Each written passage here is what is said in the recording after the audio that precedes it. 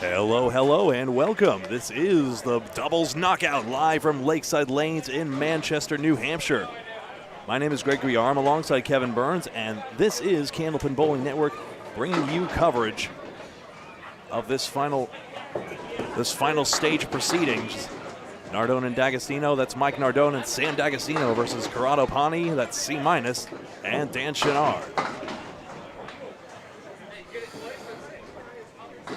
Here we go, first ball underway. It's one string, it's knockout, that's it for this partnership.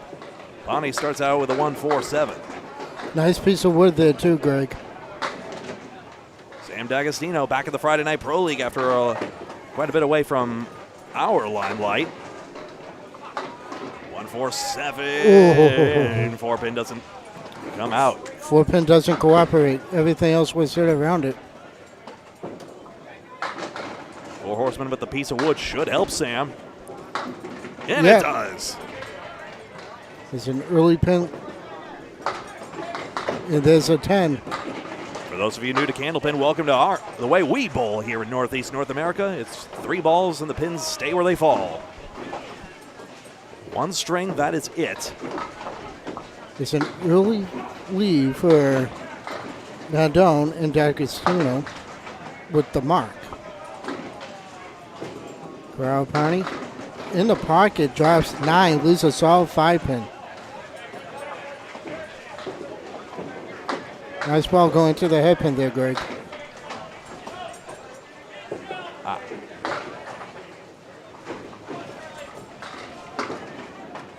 The fill is 6.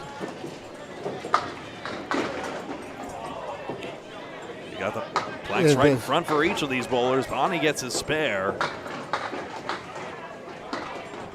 Top 24 pairs have advanced to this stage in this knockout another bracket. mark. And another spare. So there we go. Good start. And a spare each. Working in this first string. This first string, the round of 24. Top 8 got a first round bye. Cut was 11:44 to make it to this point. Josh Steely and Aaron Sincere missed the cut by 4 pins. A definite shock. Yeah, you and I were talking about that off here. Charlie Collins, who's number 1 in the Pro Series standings, did make it through. With his partner, I believe it's Tim Jalbert, if memory serves. 33 for D'Agostino. No love on the 5-pin. See, who always keeps that balance hand tucked to his chest. Sam, I believe, is substituted for a few Friday night teams. That time I saw him at Academy just before Christmas time. Judges the left side would be more favorable, but it wasn't. So a 10 box for the man who captains Shooter's Pub, a team out of Exeter Lanes in the Friday Night Pro League. In said Friday Night Pro League, D'Agostino gets that 9 box. So a 6-pin advantage. Welcome back, Clyde. Good to see you all here on Candlepin Bowling Network. We're live, round of 24 underway. Bracket is updating live on the spreadsheet. You saw it popped up earlier on that graphic we had. Corrado drops 8, leaves the 1 and the 10. Couple pieces of wood behind the headpin.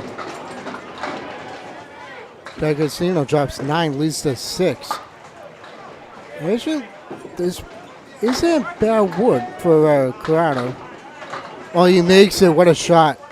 Blank behind the headpin, travels right on through, gets to the 10. So he and his partner Dan Chenard back at it here. Sam's got an easier piece, and he's got it for his 3rd mark in 4. Good men's scores on the 110s, the 120s. So again, needed 11:44 to make it in, and 12:06 to be in the top 8. Sean Baker and Kevin Davis, top of the shop there. Oh, that 5-pin moved, and Pani's got worse than a 2-pinner. It's a borderline split. I can't call it as such. It's not a bad fill, though. Balls can always pass between the pins, but doubly so here. D'Agostino get over 3-pin. Drops 5. That His wife Tricia here participated in the women's competition. That's live right now on Candlepin Bowling Network YouTube with Paul Grant.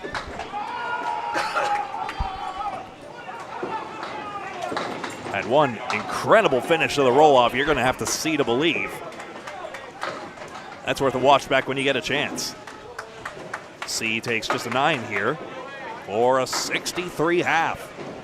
Agostino somehow better, 66. It's a 3-pin lead. Through the first 5 of this first pair of bowlers. Now we shifted on down. Dan Chenard, you see stepping up here against Mike Nardone. Nardone made a 4-7-10 in practice, by the by. Dan in the pocket, drive 7. There's a triangle, 4-7-8. Let's see where that piece of wood is going to go. It's not in a bad position. Nardone takes out 3 to begin. He bowls with Academy 3 in the Friday Night Pro League. Okay, that wood just got a little bit better, but it's not terrible. Wishing it were more horizontal, perhaps. Right side is Chenard, and the ball deflects over everything. Yeah, I was kind of afraid of that, but it's not really a roadblock. It was set up, but Nardone can't find his way to the pocket, and that's problematic, says the Pins. and that's a Paul Grant special. It kind of helps out because It's the second make, the third, never a good time for that, sorry. it's not that bad because Nardone ends up with the 4 box. So that basically gains a de facto mark. We estimate spares on average gain about 6.5 pins on those bonuses, so that pretty much swings one, and you see Pani and Chenard in the lead at this moment. 1 string match, of course 1 string per bowler, but still, that's all you get. Then we go back to 0 again and again until we've pared down the knockout bracket. Last year's champions, Danny Harris and Justin Waters in this format. There's a cleary for Dan. Dan goes wide, goes off the mark. There's a 1, 8, 10. Nardone tries sending everything over. Went behind the 5. Not sure what sort of snap would have taken that. Not really a good snap. You need to be flush on it, but there's an 8. That deft touch. Only 1 pin conceded this time, but it does mean the lead grows all the same.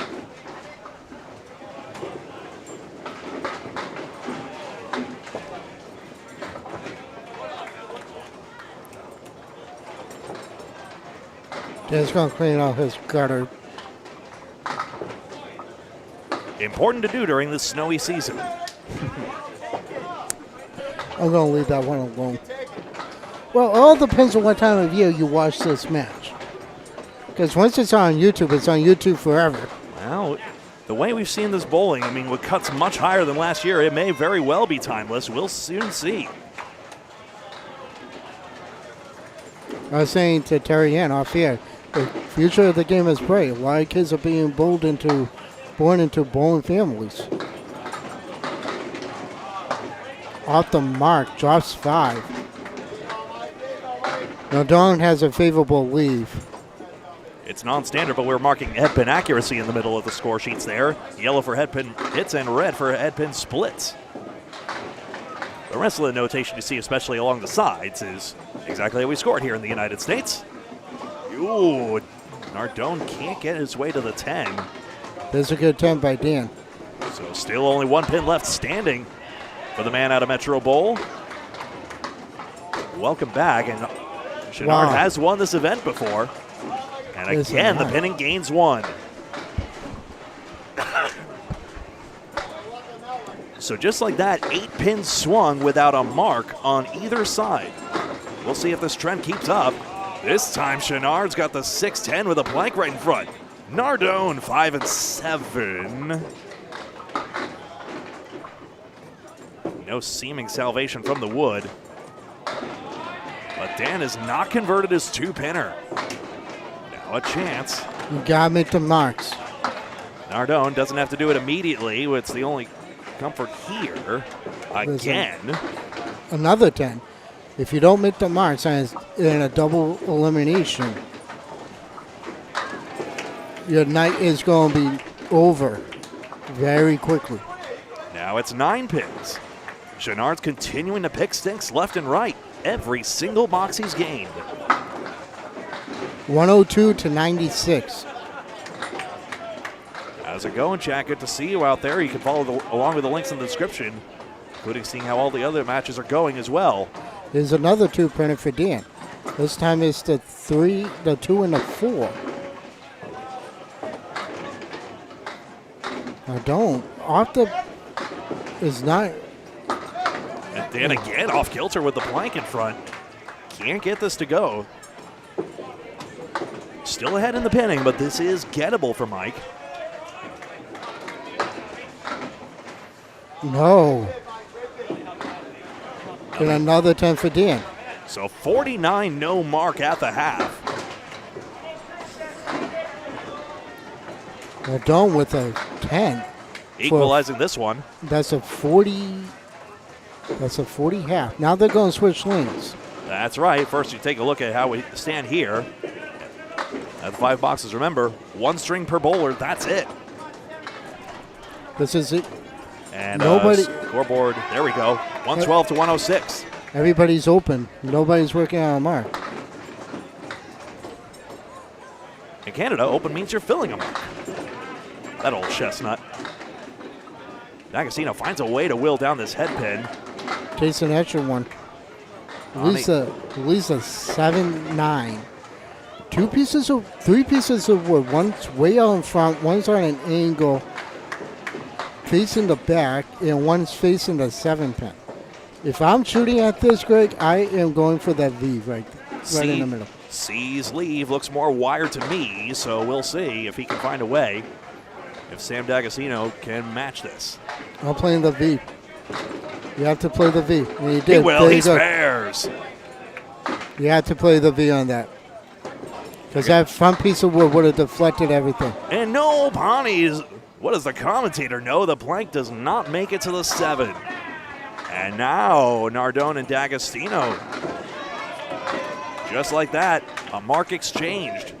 And it's 6 pins minus the D'Agostino spare. D'Agostino puts a 6 on it. They're going to be tied after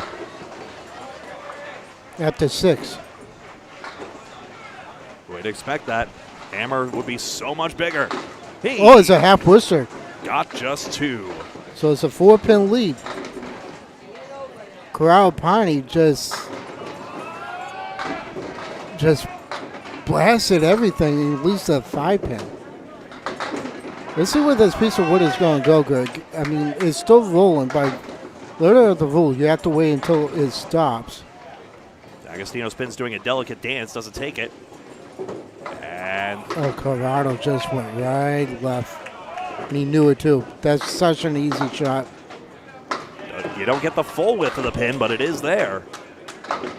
Oh, nice shot by D'Agostino. That's a 9 for Corrado and a 10 for. So the fill got away, but he did pick up one, the D'Agostino, so still in this match. It's a 3rd-pin lead. Anything can happen. Dan Gennard's pinning has them in front. And a Chesko to boot. Corrado in the pocket. At least a tough split. The 3, the 4, and the 6. And a piece of wood still moving around. Let's see where it stops. Oh, D'Agostino goes right through the hoop. Into the curtain there, so this pin is not likely to get across. Oh, the nice body. shot. Cuts in brilliantly. Nice shot. That's going to extend their lead. So 92 in a ball. D'Agostino needs an out. Gets a perfect 10. That's important. But and let's just say it's not a good time for that 10, though. Ain't that the way? This beautiful slice, no wood involved on this shot. That's exactly what you want to do with it. That piece of wood was my worry, Greg, because if he hit that wood, there's no way that 4-pin was going to go. Instead, now the chance for Pani and Gennard to regrow the lead after D'Agostino's spare chipped away. Then the low to 7 on this one. All right, the lead's not bad. It's the 5, 9, 10. He has a guy, but the piece of wood against the 5 is not favorable. Ooh. Ooh. Ball ball deflected away somehow. Let's see where this goes. Oh, he Pani. tapped That night's it. hit. That's hit. It was hit. It was hit. It was hit. How dare you defy? There's a 10. That pin was hit. Let's see that again. Let's see where this wood deflects. A ball. Did that go over the top of the 7, pray tell? Yes, it did. Oh, man. Tallest pins in bowling does not matter. Brutal. Maybe in front, but still.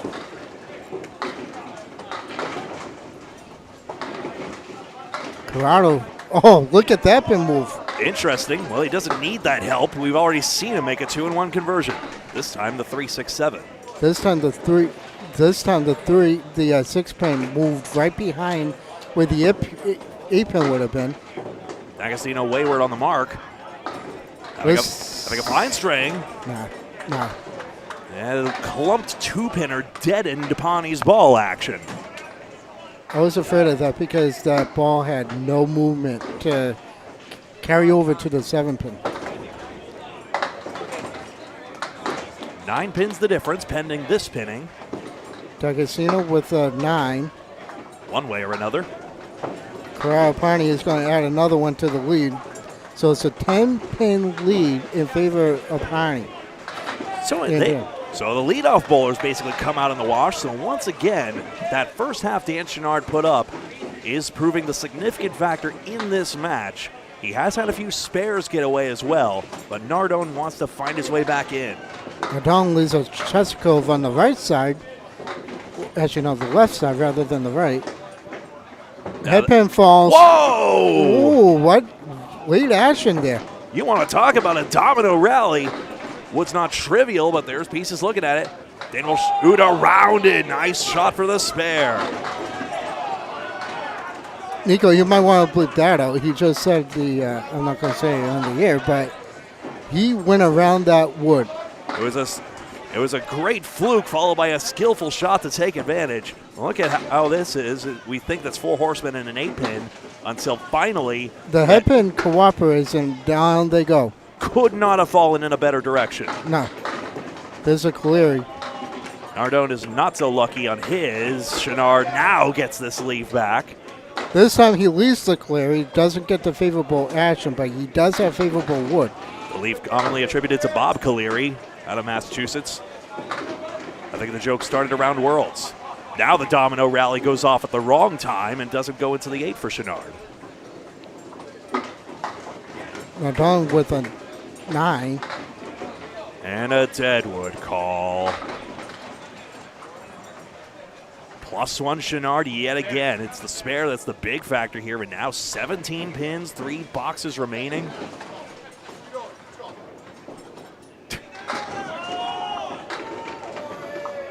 And Shane Lipke is taking a slow walk to retrieve that pin.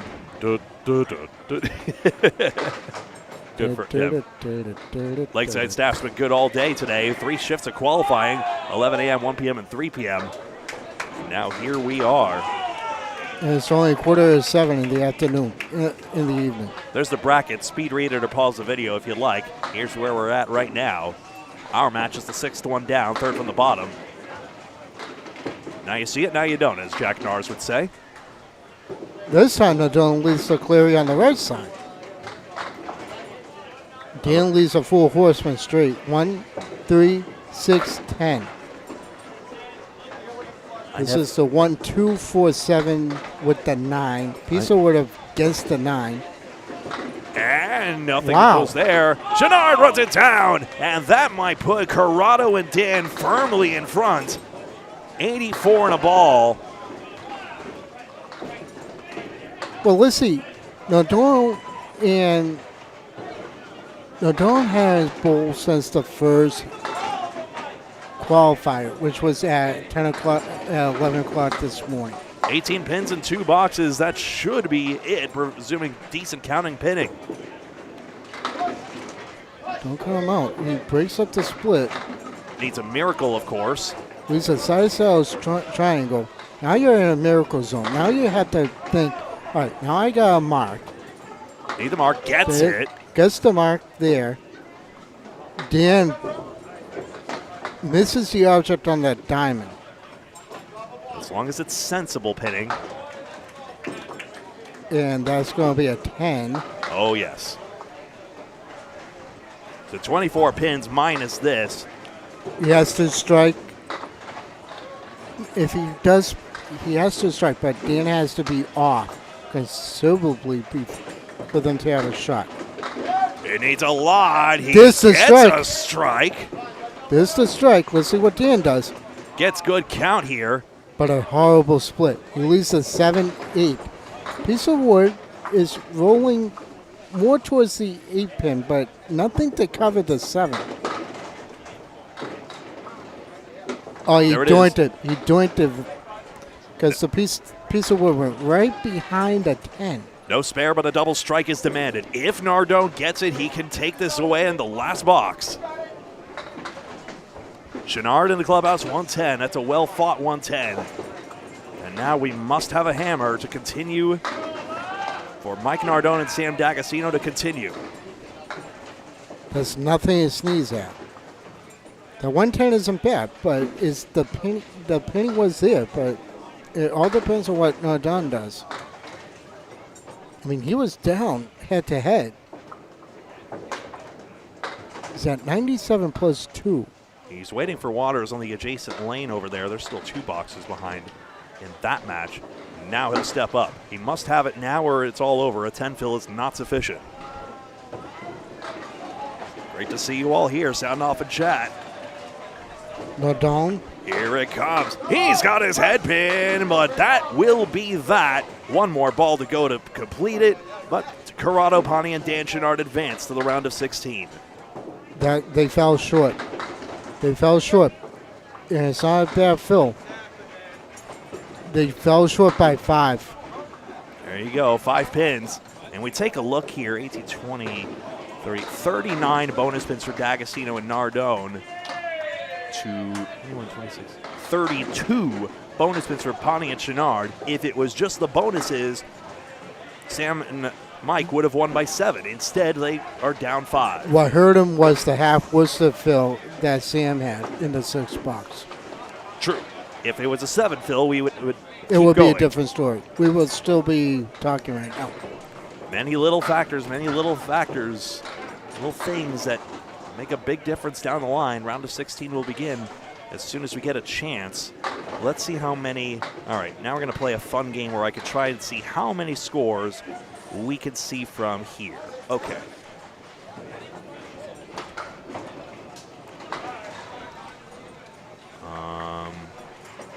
Actually, I'm just realizing I need to duplicate this tab, don't I?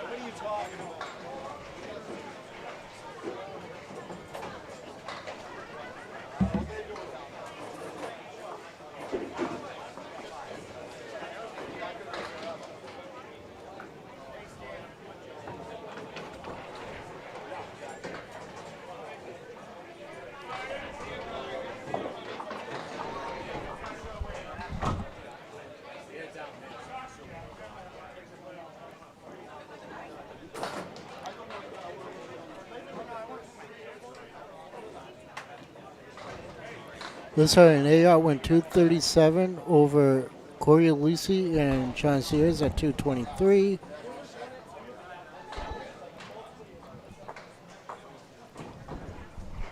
Brooks and Ryder over Collins and Jalbert 268 to 250.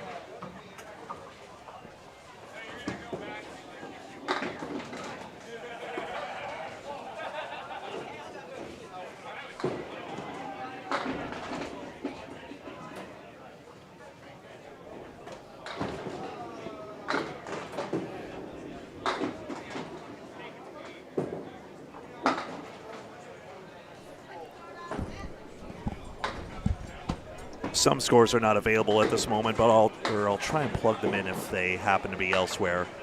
Doing my best to do some data entry for you folks, but Well, here's a fun fact. Dean Sullivan's putting his jacket on, so I'm going to say that They're out. Yep, so that would be Lees and Kessick. So when I don't see the score, I'm just going to report it as 1-0, and obviously in context you'll understand. Noting it like chess, I guess. Here's a fun fact for you. Amanda Carroll just threw a 99 with no marks. Really? Almost hundo.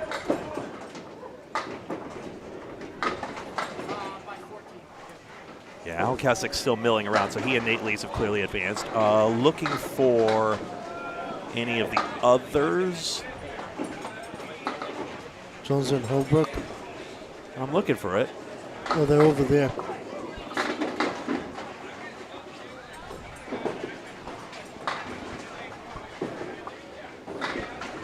Holbrook is, well, balls in hand could mean anything. 1 second. Oh, especially with Holbrook.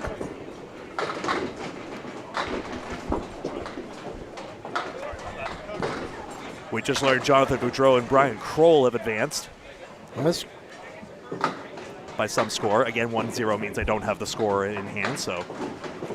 We're just waiting on the Woodside Weber Hunt match.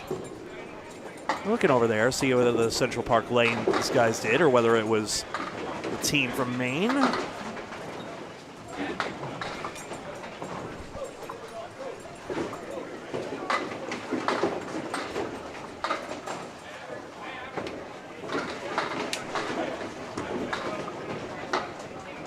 Surprisingly hard. I was never any good at Where's Waldo as a kid, but you see the score starting to populate here, folks, and we'll have the round of 16 momentarily.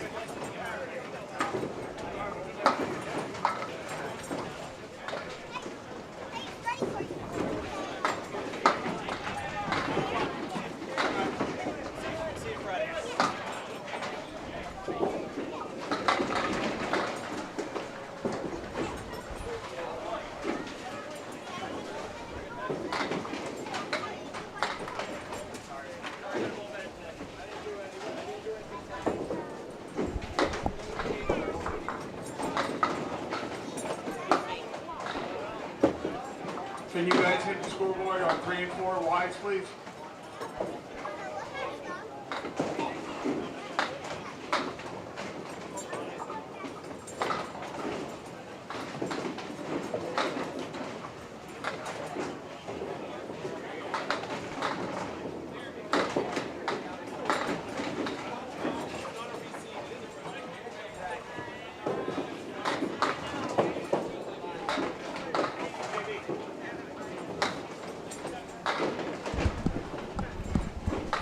I have Gouillart and Lapierre advancing over Jones and Holbrook.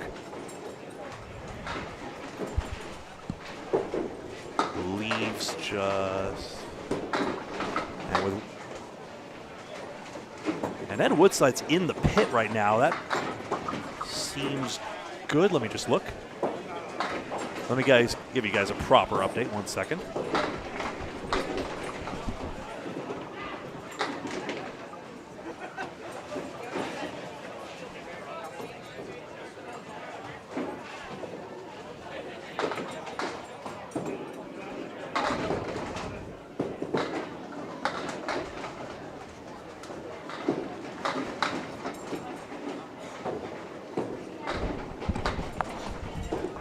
And yes, indeed, it will be Woodside and Salona to round it out. So there we go, and that's the scores as best as I could determine it. It should be a little easier. We see Andrew Therian and Cam Greene before our eyes. They're warming up and getting ready to face JB and Jeff Indeed in the next round.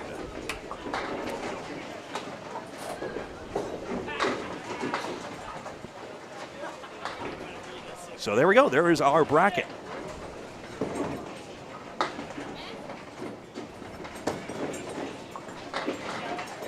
Practice is currently underway for the top 8 seeds, and then we'll get set with the round of 16 in just a moment.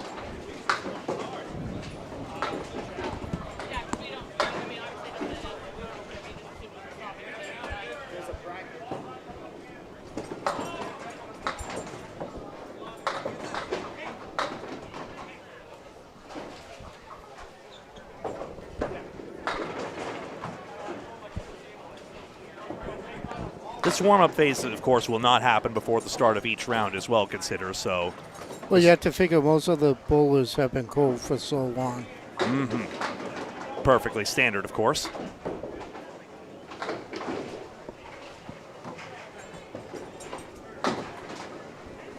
If I get exact scores, of course, I'll populate this little bracket thing thanks to the Challenge website. It's Challenge, but there's an O in the middle of it for creating this bracket tool. That's interesting. Literally every single top seed advanced. Pretty much. Literally each one. Isn't that interesting? Yes, it is. We'll see if everything else holds the chalk, because usually Candlepin's notorious for that. There's a lot of variance. I remember New England Candlepins was talking about that. Cards, so we don't know all the winners. I'm sure you guys might. Please bring up the cards if you have them. For the women on 3 and 4, Maddie and Allie against Cindy and Glennis. On 7 and 8. They're announcing the women's competition right now. You can watch that with Paul Grant over on YouTube, Candlepin Bowling Network. Be a good match on 7 and 8. But if you won and you haven't heard your name, I think you're bowling against Caitlin and Melissa.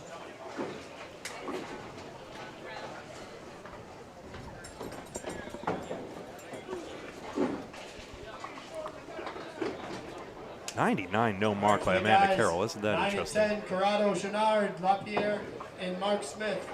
11 and 12, Lister Iotti against Waters and Harris. 13-14, Budro and Kroll, Bobber and Surrett. 15-16, Mack and Packard, McDona and Winchell.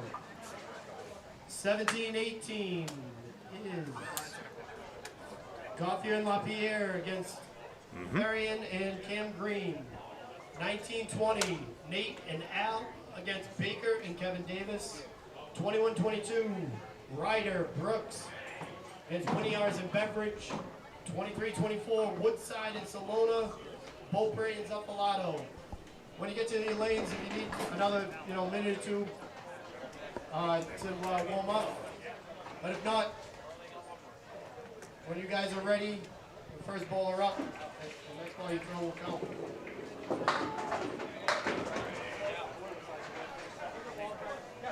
Waiting for confirmation to start. The bowlers have the green light now, so certain matches may be underway now. But you see them here. The round of 16 about to begin soon. We're playing for Pro Series points today. You can pull down the link in the description to follow along. And now we do see that Charlie Collins is out, so now our first place bowler in the standings has gone by the wayside. Remember, points are considered by individual standings in the qualifier, but also knockout bracket performance as well.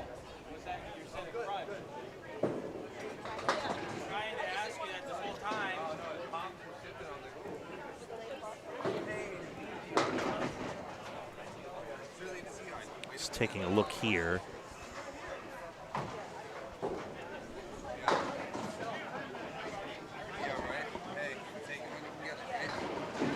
So Sean Baker and Kevin Davis now come in, the number 1 seed. Sean Baker, number 2 in the standings. This is boding very well. We got you, Jeff. Don't worry. Candlepin Bowling Network live on Facebook and YouTube.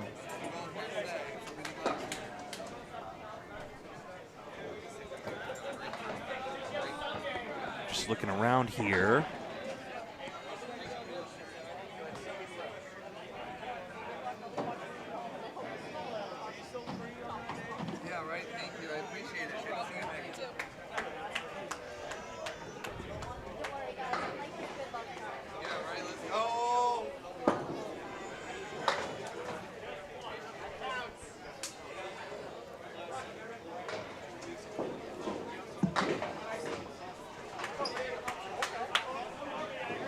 Names are starting to be entered in here, so I think we're about to get some action in just a moment. And if so, then the next ball will probably count, and we will have live action.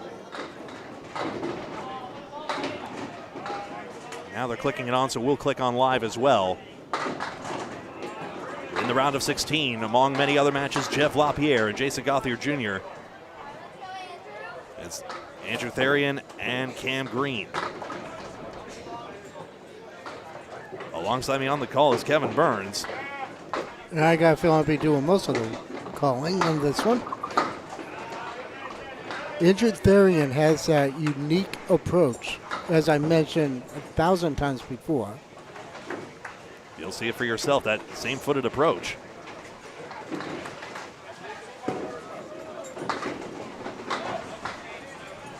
Two. And we're underway. One string each, as before. Even the finals is one string as well when it comes to, just so as you know. Jeff leads a 2-1 split. We saw Lapierre and Gauthier Jr. They were formidable on our featured lanes.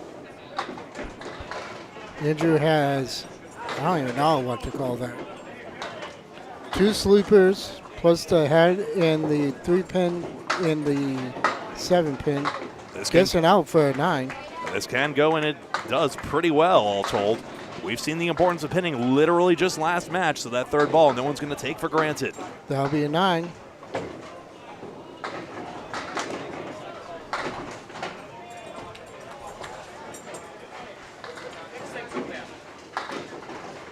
Jeff Lapierre's Jason Gauthier Jr. had a 12.02 and 120 average in qualifying. Andrew Therian drops 6. Therian and Greene, 12.06 in this 8-9 seeded matchup. He leads the 1, the 3, the 6, and the 7 in the left. Lapierre buries the pocket. There they go. Wow, the 5, 7, 10 seem to fall in tandem there.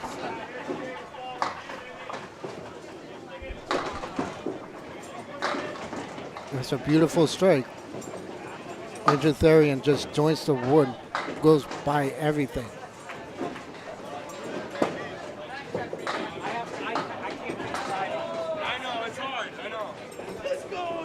Takes a 6 box in the end, so 4 pins picked up on the spot for Lapierre and Gauthier Jr.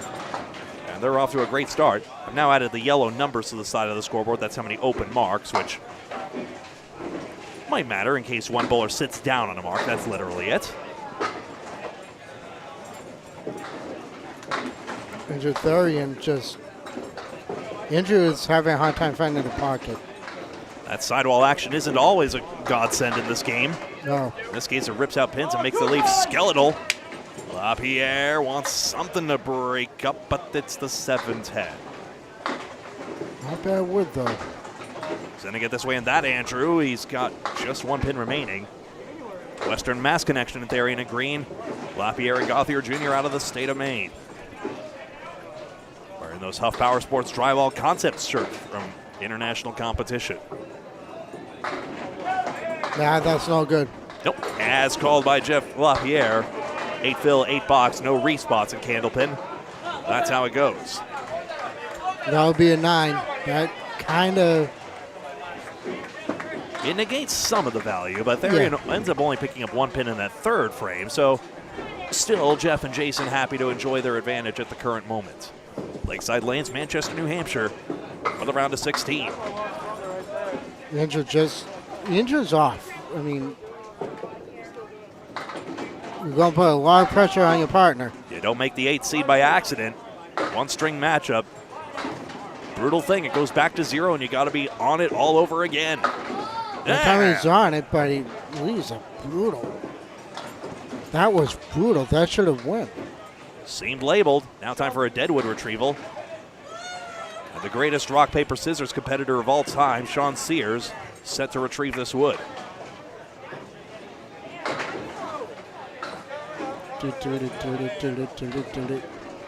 He won his first Pro Series event title himself. That was Timberlanes. Timberlanes last year. That was that singles competition.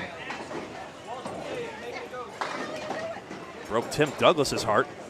Tim had his heart broken 6:35, but partner couldn't pick him up, and out they went. That's a... Wood deflects away, jammed against the sidewall, and ricochets violently away. It's a 9 box for Andrew. Chance to pick up pin again. That'll be a 9 box for Jeff. So the 8 bonus pins part of the lead, but again, 3 more in the pinning. So it was really that second box, 18-6, that's generated most of this advantage for Lapierre and JB Gouillart. Varian this time finds the head pin. He leaves the Greene Church plus the 2 pin.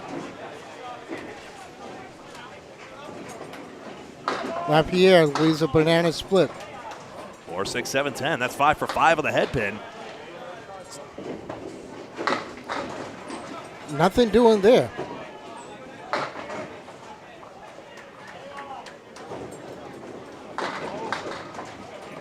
Interesting, just 1 pin picked out here. So we're fighting for pins, and Therian's got an easier route to 9 if the wood cooperates. It will. There's a good 9.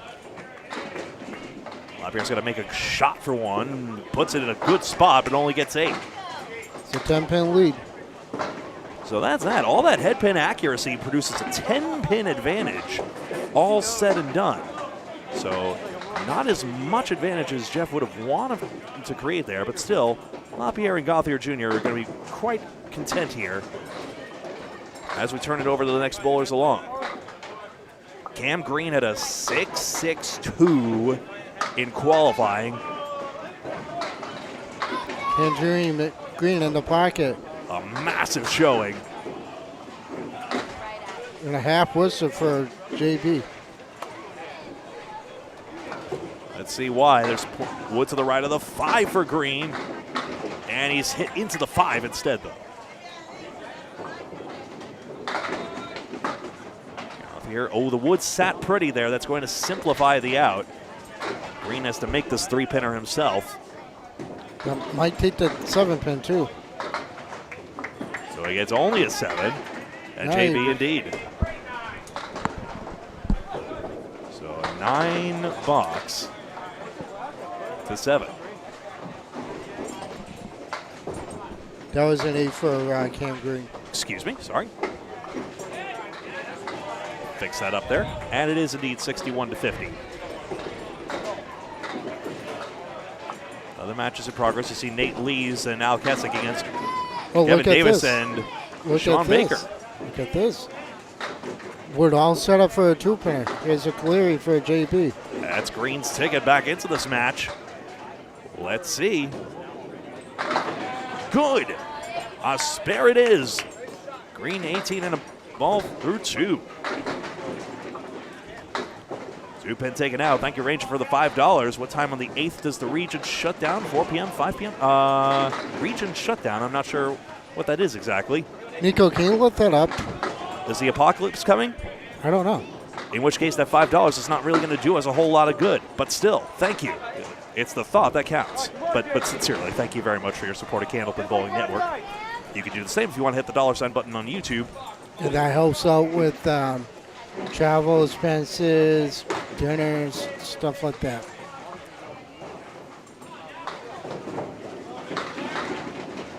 Seven in the mark. That's going to put him. Oh, JB is getting an extra pin. Wood nestles in the middle of that side saddle triangle. Seems pretty good to me. Keeps all the action contained. Greene's got a 2-pinner, but not there. 2 pins takes 3. And Gouillart converts. That's going to put the lead back up.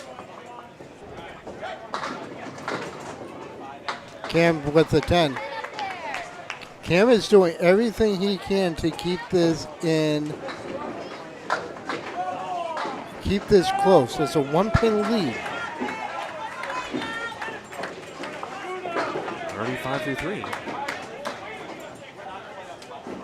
Oh, of course. Oh, the Super Bowl. Duh, that makes a lot of sense. Who knows when the Super Bowl starts, though? And who knows how that head pin spilled out for Greene? And it's a similar lead. It's a 9-pin drop. Can't call that a head pin hit, but No, you really can't.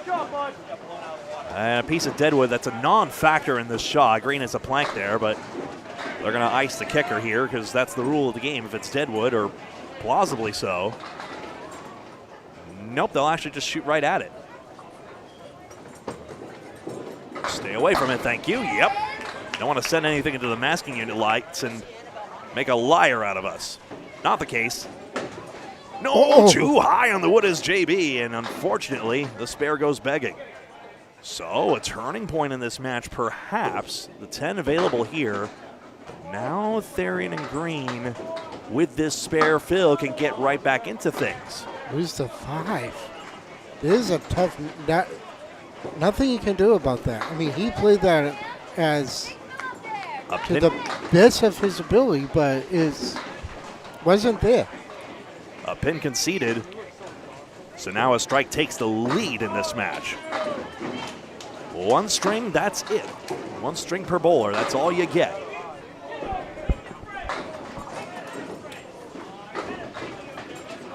And the fill is 10. Cam Greene takes the lead. Hold on. Don't count JB out yet. Well, they're ahead box to box. Does Gouillart ever play on the 7-10? Boy, this wood looks dubious to me, Kevin. If he plays it, you gotta try and get something and run over to the 10. Trying to play the intersection, and it twirls just behind the 10. It didn't move like I thought it would, but he tried to get it move like I thought he should have done, but wasn't there. Not in the neighborhood 9 box. We go back to the top and we take a quick peek at the scores as they shake out. 107-105, and the strike working for Greene. So now the Western Mass connection surely in front.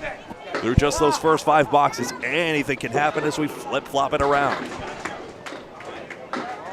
So that yellow 1 is the 1 mark open.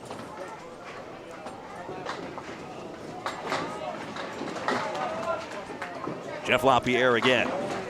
That's drops 5. There's a horseman on the right side, plus the 7 pin. What seems interesting. Yeah, it does. Oh, breaks up the diamond. He takes up the back pin. He leaves a 3, 5, 6. Nearly doubles the chances of making this a triangle as opposed to a diamond. Yeah. His opponent off target, so now a chance to grow the lead further. Yes! All over it. There's his first mark. You know, you can only have one person on the lane at a time, but that'll be a 9 for Jeff Lapierre. We've proven this time and time again how the contagiousness of good bowling or otherwise is just infectious through the whole team, through the partnership in this case. And Therian picking up where his partner left off after he threw the 3 mark half. Lapierre punches an eagle. And the last wood on the deck, no $25 incentive for you. Nope. 1, 3, 5, 6, 8. 5 fill. We mentioned a low fill can cost before. It did last match in part.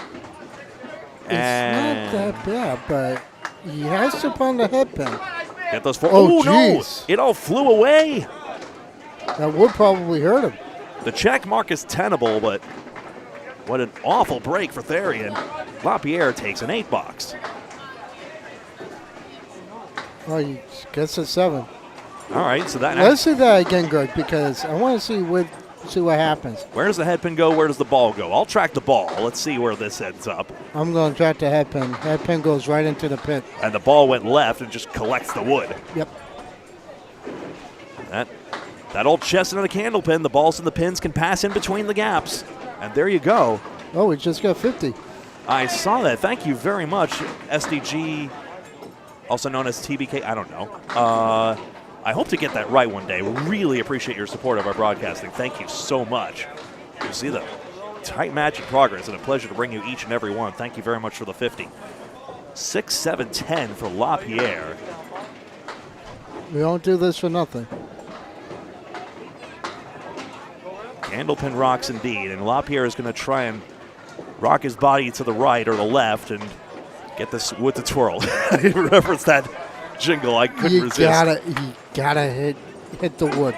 Ooh, no! He helicoptered it. He got the twirl and got nothing else. He helicoptered it, but it went right back into the pit. And it leaves everything. And the recurring theme opposite, wrong time to take out the 2 pin. Jeff, a luckless 8 there.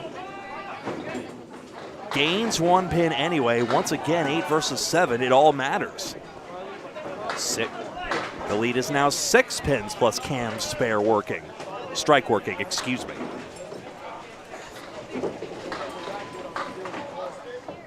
Clearly the main bowlers need another mark here.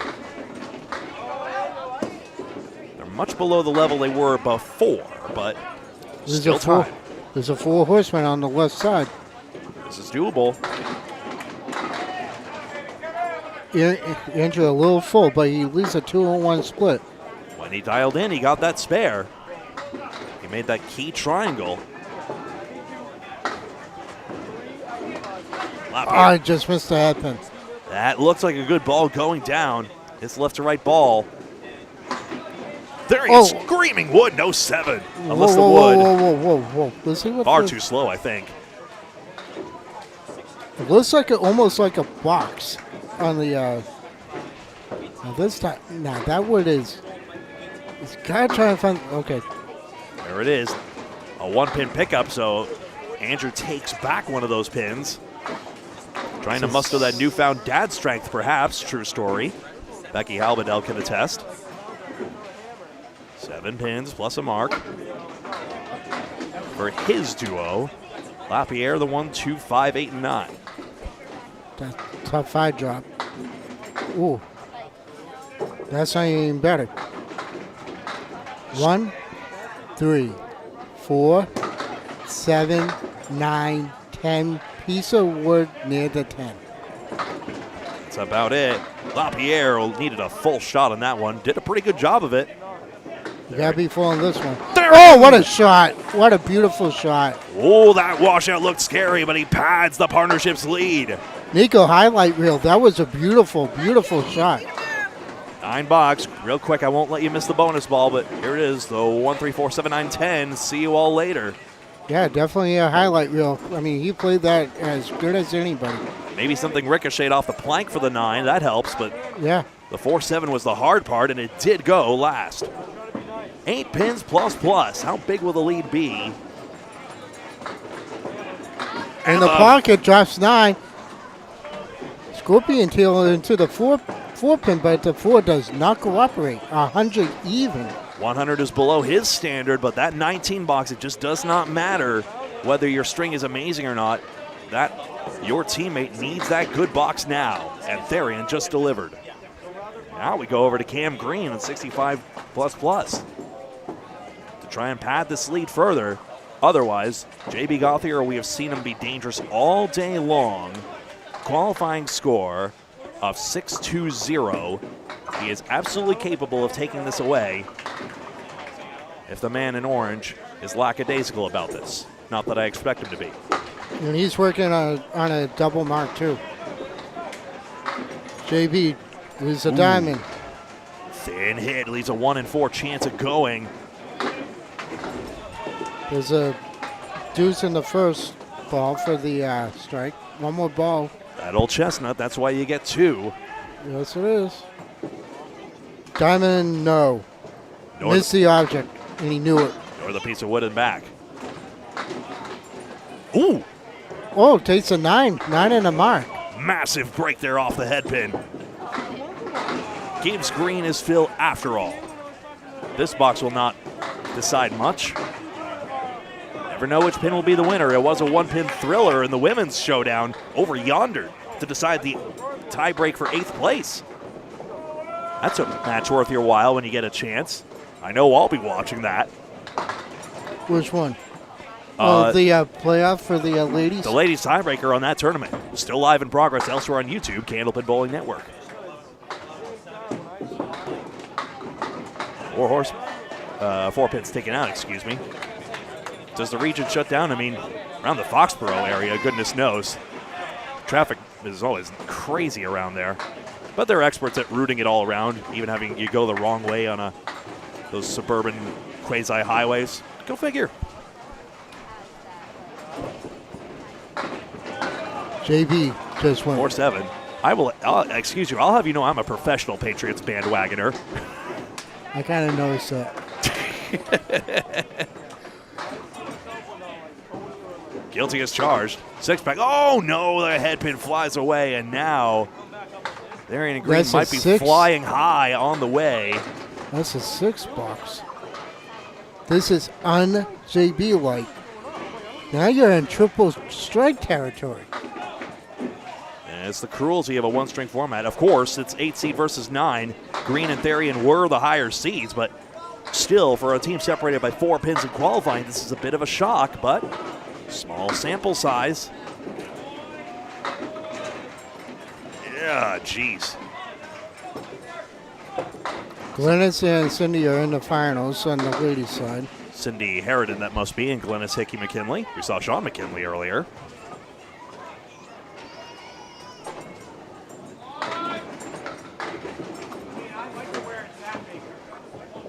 Not going to get there. Yes, Belichick was snubbed. Thank you for noticing. Yeah, he was. This whole Belichick versus Brady nonsense is ridiculous anyway.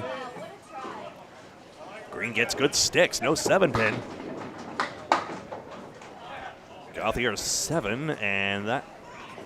And it looks like Gouillart is running out of gas. I mean, he's already out of boxes. So. Well, it's the same thing, the contagiousness of just like you see the head pin leave, you know the pins just aren't there, and you start to see the writing on the wall that no matter how good a day you had before, this string is just clearly not yours.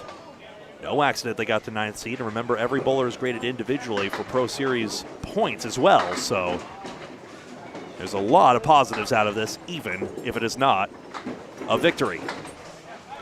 Drops 8.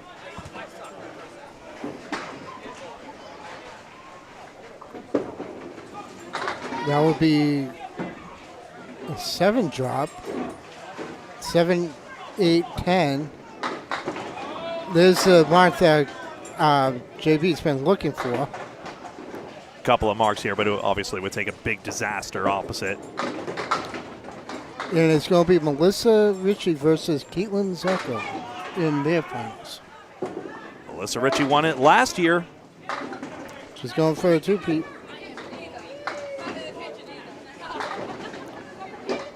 And there's a 9. Right. So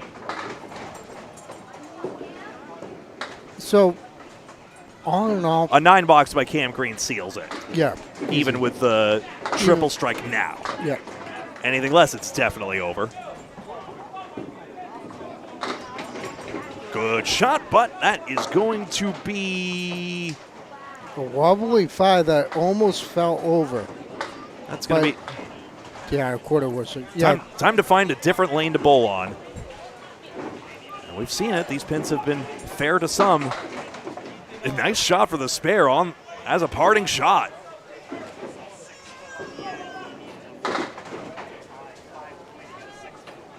Greene will...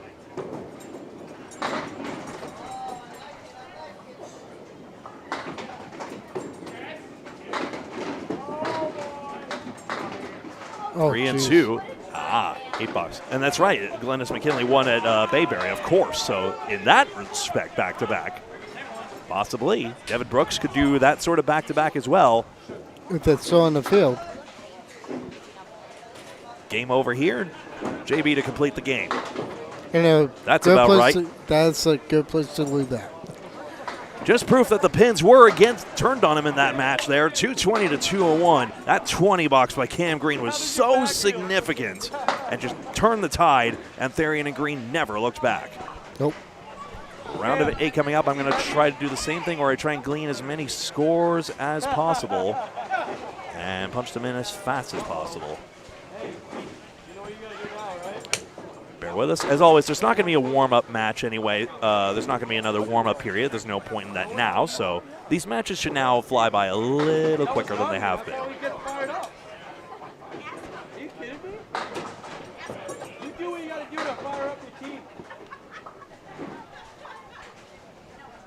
Someone over here. Back where we were last year. I don't know, but it was funny to watch the goal.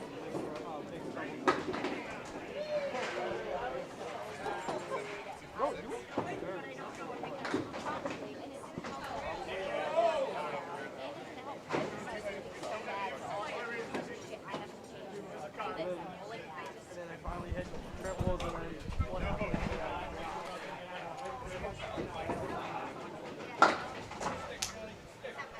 We ended on a good note.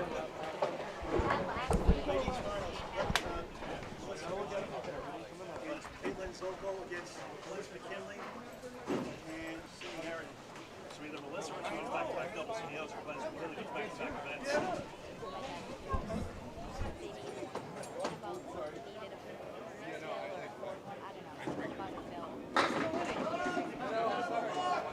You're bowling him next. You should have hit him.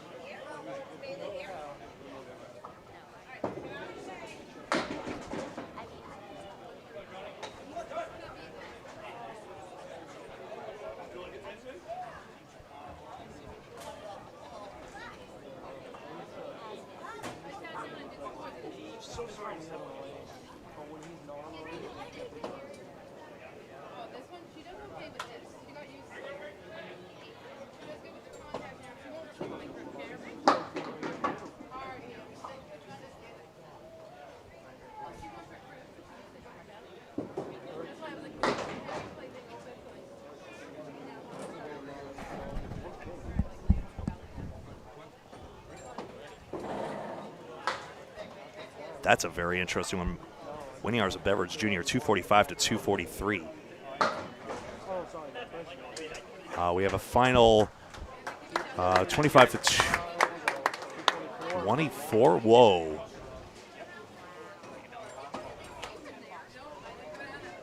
Wow. Winchell. That looks like a nonchalant shot there. Am I nuts? John Winchell and Chris Jones win 225 to 224. 13-14. Who you guys versing?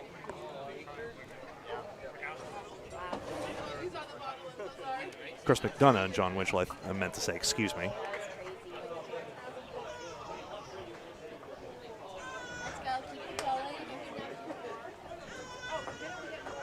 And waiting some confirmation elsewhere.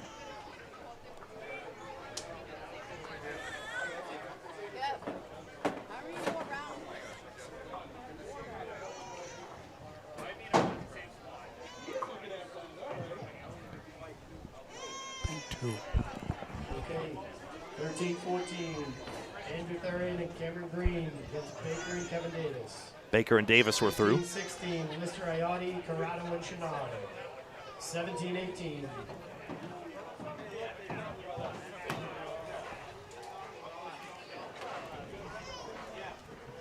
McDonough, Winchell, Budro, and Kroll. And Budro and Kroll, and we're going to see them. There we go. That's our bracket. Round of 8. The quarterfinals set to begin in just a moment.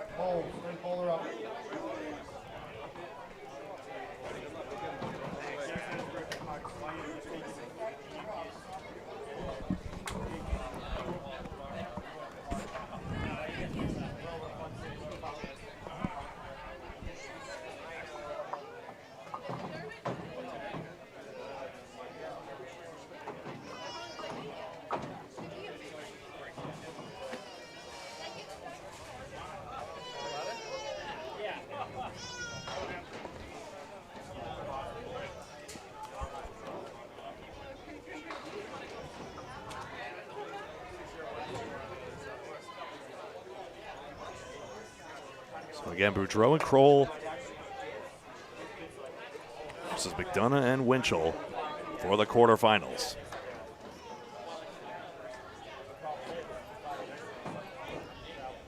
(1-0), of course, means I wasn't able to glean the score. They take them away real quick, so that's that. Full scores will be available online as soon as we get a chance.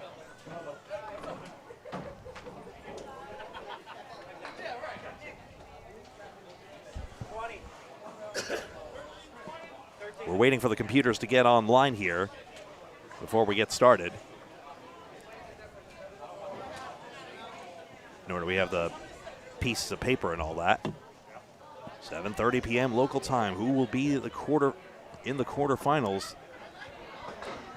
Waters and Harris do not advance. Lister and Aod do.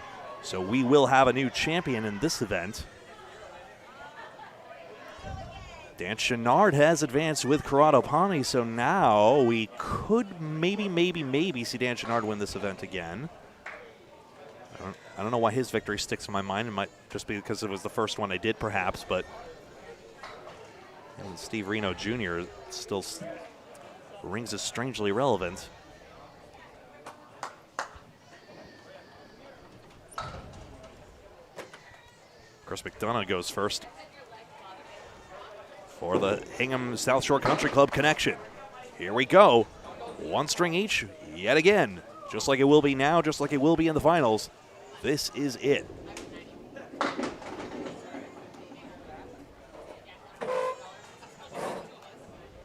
In qualifying, McDonough and Winchell at 12:69. And McDonough showing you how he got to 6:28. Just a knot. Budro. A little light, leaves a 4-7-10. McDonough all over it for the spare. Budro Whoa, way tries right. mashing it, but Budro and Kroll had an 1198 in qualifying. Budro, 620 of that. in a 10. Rides the rails for that 10. McDonough off to the good start. That yellow number 1 just indicates he's got a spare working. It usually matters if a bowler sat down. That way you folks could see it easier. Even Stevens, but McDonough with the bonus ball in hand. And a deadwood chase on the lane over, so he'll wait. Now this is where you go ball to ball. I think that makes sense. If we were really, and I mean, I think it's a better show when you do the doubles competition, the knockouts ball for ball. I agree. Drops 6. There's a split. Budro has a split himself, 5-10. And you notice Budro, who knows how to drive the pace, does exactly that. He understands that too. We saw it as opposed to earlier. Yeah, he joined the.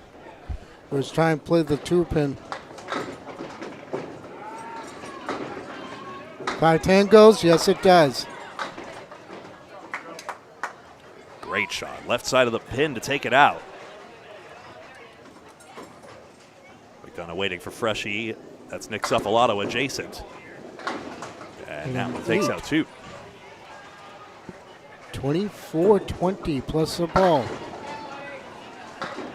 That's true, Nico. You don't have to throw practice balls to check the oil transition or anything. That just doesn't matter here.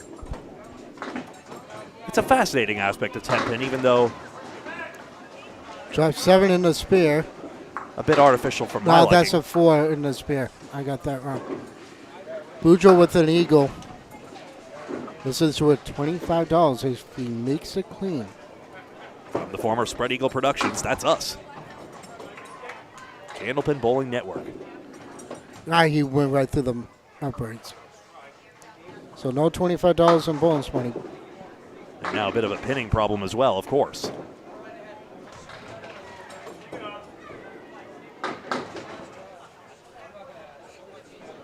McDonough stays with the 8, so Budro can pin this out. He takes a 5. Object to object 5 box. Brutal. That's the problem with Spread Eagles. Obviously, it's bowling. You got to be on your angles as well. But still. 3 pins up in this very early going. And who wants it more? Head pin. Oh, that 10 pin's gone. See you later for Chris McDonough. Budro's tried to answer. He leaves a setback. He leaves a 4-5-7. Getting split bugged. That's what those red bricks stacking up in his column are. Waves Pani along. He and Dan Chenard are taking on Joey Lister and Jimbo Ayotte. Oh, just almost converted it. The piece of wood went right behind the 5.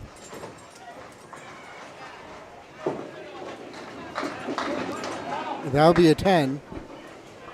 I knew that was going to be a 10 with the way he threw the ball. Generally very accurate right now. Made that 5-7 leave earlier. 5-10, excuse me. I put 6 on the first ball. Budro comes back, drops another solid. Finally, the head pin accuracy appearing to pay off if he can convert this 5 pin. There's nothing wrong with the 5-pin all by itself, but it's a very high shot. As McDona puts 6 in the strike. Overcooked it, unfortunately. And right all over it. Good pinning. There's that mark up. And that would be a 7 for McDona. 3 pins and a mark gain. That's a virtual 10-pin swing, and now Budro and Kroll arguably are tied. As the 2 stars of TV, Brian Kroll on Channel 5, and John Winchell On WNDS, Stars and Strikes.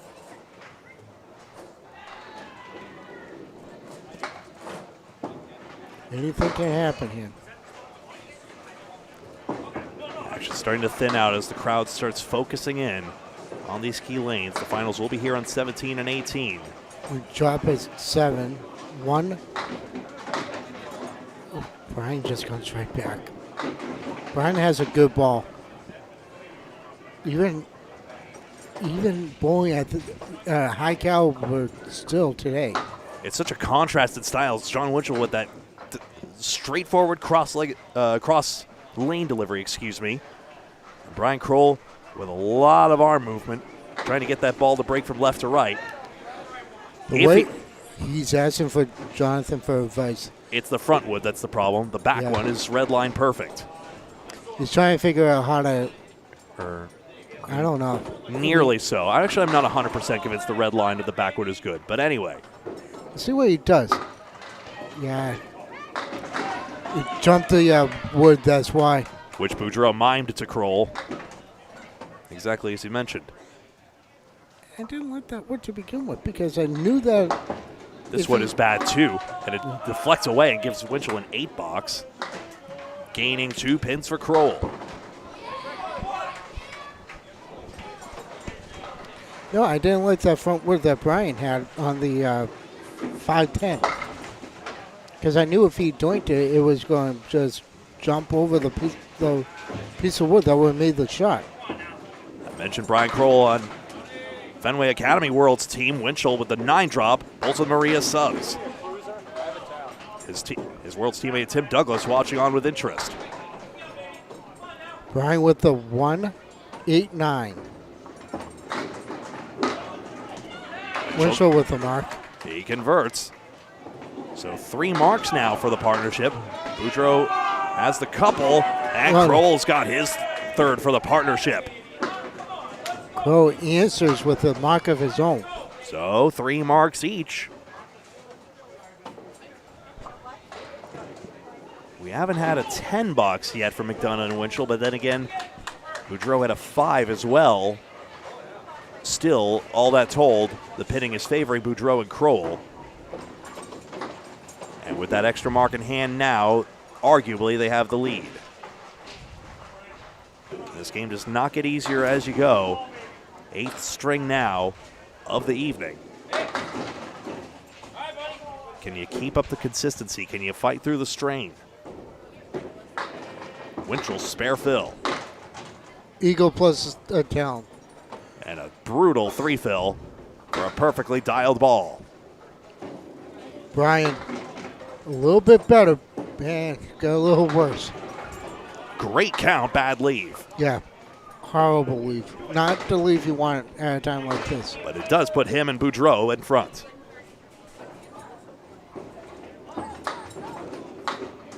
Winchell. This is dancing, I tell you what. To get a triangle out of that's skill. Yeah. Would make a 10 difficult. We'll see. Kroll first. Off the wood. No. Oh, the ball touched the pin. The pin's wiggling. Wow. He's like, not too bad, huh? He can be just as expressive as Jonathan when he wants to be. It's like I said, he still pulls at a high caliber. There's a 9. Let's see that again. I think the ball does hit the pin. You don't make all those World's Finals by accident. Let's see. It does. Glances it. It does touch the pin. Too lightly to drop it, but Kroll got the pin action he wanted. In a nut to wiggle it.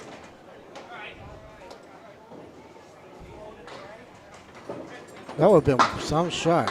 One pin, and Budro is sat down on a mark. Winchell with the 5, 6, 7, 10. Piece of wood. Eagle for Brian. This does have possibilities. Splits all over the place. This does have possibilities. Nothing doing. Nothing to take the 5.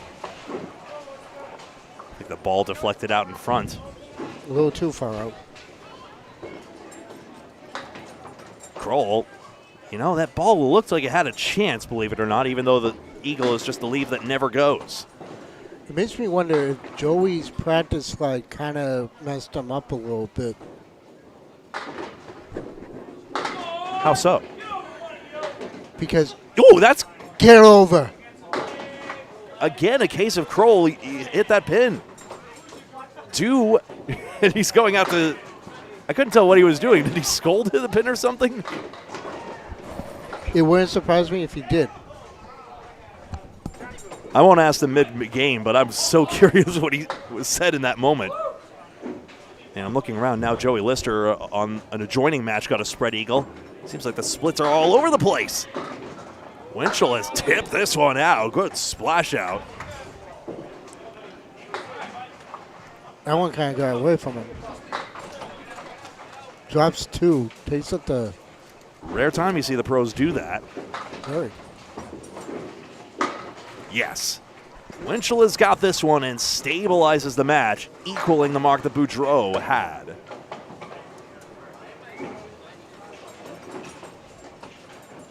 Can Kroll's ball take this one? Crow has to make this. To take Yeah, the lead too back late. here. Too late. And now a pinning problem. Otherwise, McDona and Winchell may have actually swung the match in their favor. Well, let's not forget, Budro is still working on a mark. True. But still. Needs the outs to make sure they have the lead going into this, but the box is 5. And now it's a 3-pin advantage for McDona and Winchell. That is a tough 5 box. Yep, so it gained 5 pins opposite. Well, Winchell and Budro are both working on marks. Budro is fulfilling his now. Isn't it interesting, the pinning, just nickels and dimes. Obviously, your opponents don't have a 10 box in this situation, but that's 12 pins lost on one side. Actually, both sides have lost 12 pins, so it's really the 3 bonus pins that have created the margin here. We switch round. Budro with a 7 in the spear. Donna comes back and leads the 4-8.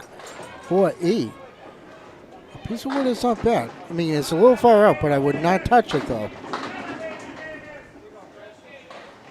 Budro just missed number 1. He is going to play it. We'll play it. Gotta do what you gotta do. Chris McDonough with 3 marks and 6 boxes. And Winchell being a good teammate, being the lightning rod for that. I hate to say it, that's just rule of thumb. If you see the pin, play the pin. Don't play. Yeah, the wood was perfect, but still. Well, no style points in this game, but hey, the shot went, did it not? Yeah, it did. Oh, Budro. And that's more definitive pinfall there, I would say. That's going to put them in the lead. Big time. There you see it on the scoreboard. 5 pins, and Winchell is waiting to fill his spare. Budro has gotten an awful break here. That's even worse. He threw that one got away from him. Couple pins. Pinning's been even in this match. As we mentioned, McDonough makes his mark. 4 marks already in just 7 boxes. Try and get the out. Got half the pins on the 3rd ball. It's a sensible out, but it has given away another 3. And now McDonough and Winchell, there's an argument. They're 20 pins ahead right now because of the open marks. Budro needs to mark. Budro needs to mark.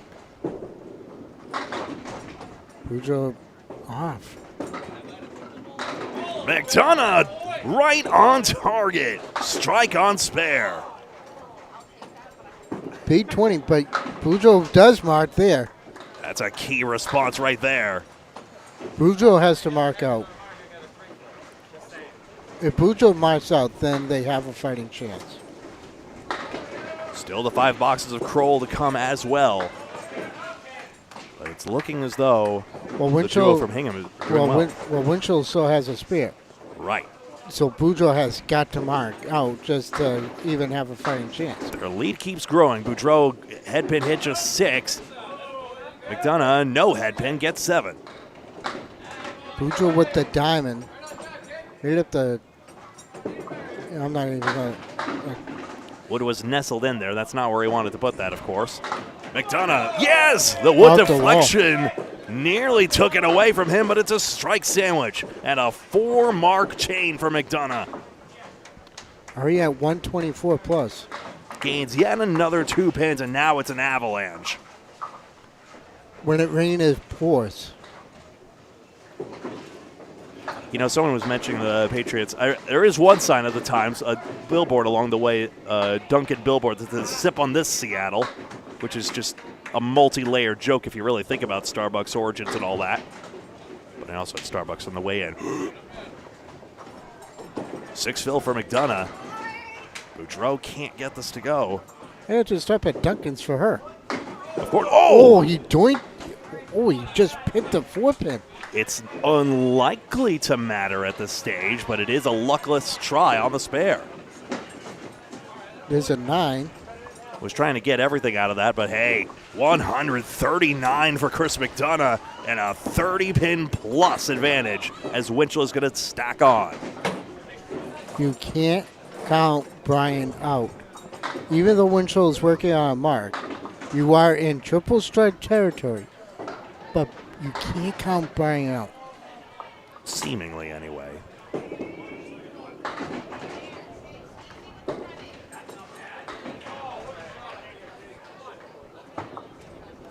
Brian's very capable. Anything can happen.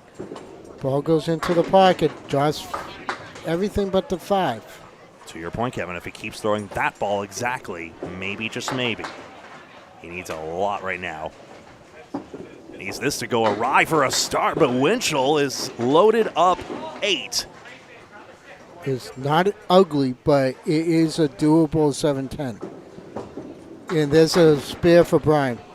So in this 38-pin match, Kroll finds 1.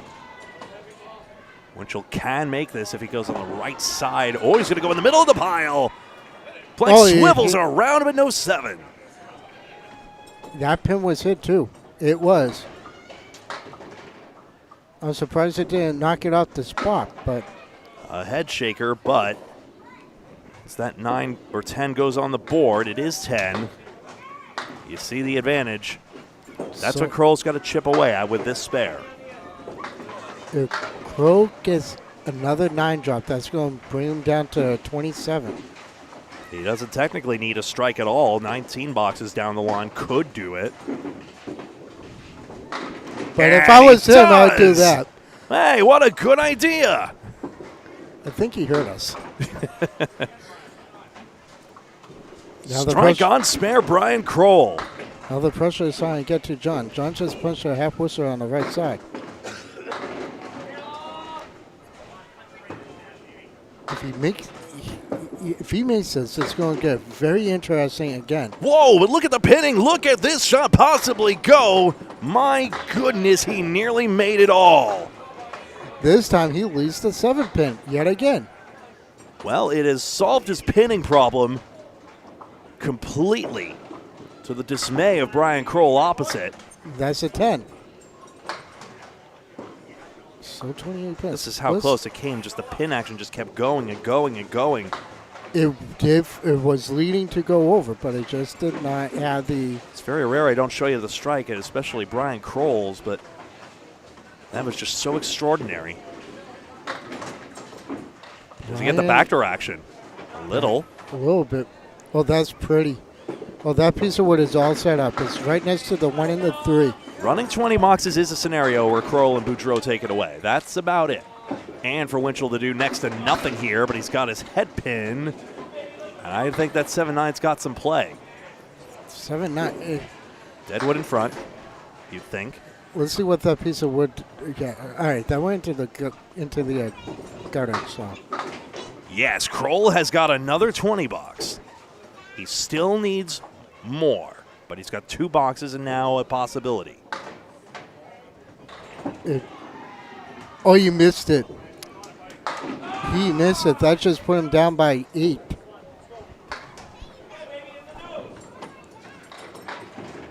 Well, remember that he's going to have his score entered in here. That's why the lead disappears on the scoreboard the way I've done it. You see Oh, he helicoptered in. crazy whirling dervish. He actually ends up only losing 1 pin, his first pin in 4 boxes. 224 to 207. There's 2 boxes remaining, but 17 minus now seems like a very different string than what we had coming into this half. And you said, Kevin, at the very beginning, do not count Brian Kroll out. He You can't. still has not been counted out 3 boxes later. Here he goes. His spare fill is a little thin on the head pin, but that triangle is makeable. Wait. A very good question about that wood on the 6, but it has just gained a He just lot. gained a bunch. He just gained 6 pins. And his opponent just threw a quarter Worcester, so now This has Brian. This has spear written all over it for Brian. it's a triangle one like any other. The one He before. steady spares! Something in the back took the 5. It was probably the piece of wood back there. And That's what I'm Winchell. thinking. That's what I'm thinking. And now Winchell's luckless and he needs an out. If Winchell converts this, it's gonna. I don't see how it matters, but it's. It's extremely relevant. He takes a 6 box. Watch. Look at this. 6 pins minus a mark in the 10th box. This is. Candlepin Bowling at its finest. It is Candlepin Bowling at its finest. You want to show the replay before he fills the. Not at this stage. It is one of the most extraordinary turnarounds ever. Yeah, that triangle was sweet. I can't show it right now. He needs this fill, though. He needs a good fill. It's in the pocket. He's got his head pin, and the fill is 8. And Brian Kroll and Jonathan Budro now lead. That's going to put him in. Winchell is feeling the pressure. Winchell knows he has to get a mark here. It's a drop at the line. It's a half Worcester. 2-pinner now for Budro and Kroll, and if he makes it, it's all over. And the most incredible turnaround happens. I dare not let him listen. 2-pinner. It's on the outside. It glances away, but still a 9 box. Actually, that's Winchell must make this one.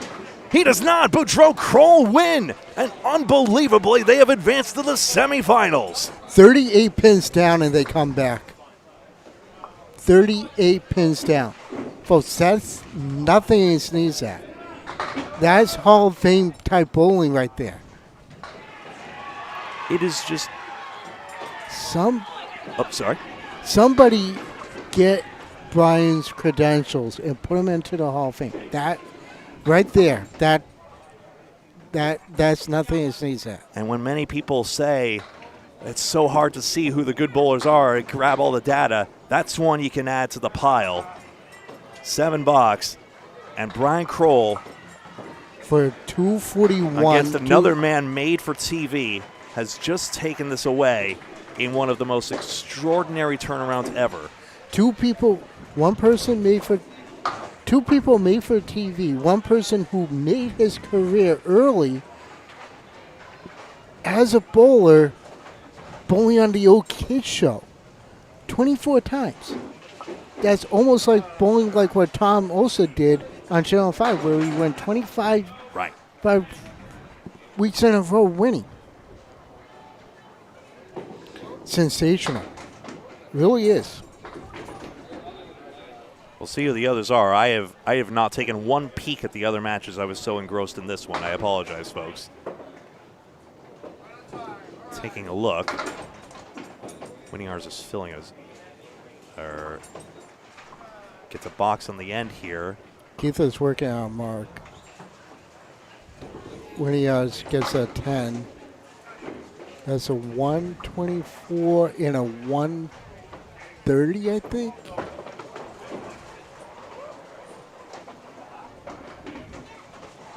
One 2 4 1 2 0, so that's 2 4 4 for Beveridge Jr. and Gouillart, so that is curtains. In fact, they are going to be semifinalists. Keith Beaupre ended up on 106 in the ball. Freshie, after a great afternoon, crashes it to 93, and that's going to be that. That's Beaupre's fill you see there. It's 8 more, so their final score is 207 to that same 244. We can take a look at some of the advancements here as soon as I get this dragged over.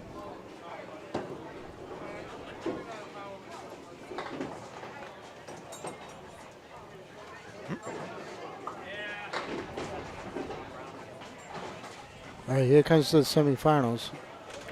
We can pretty much guarantee it's going to be Brian Crow. Yeah, semifinals, I got to angle the cameras, actually. We're going to go to 15-16 for this one so that we get a fresh matchup.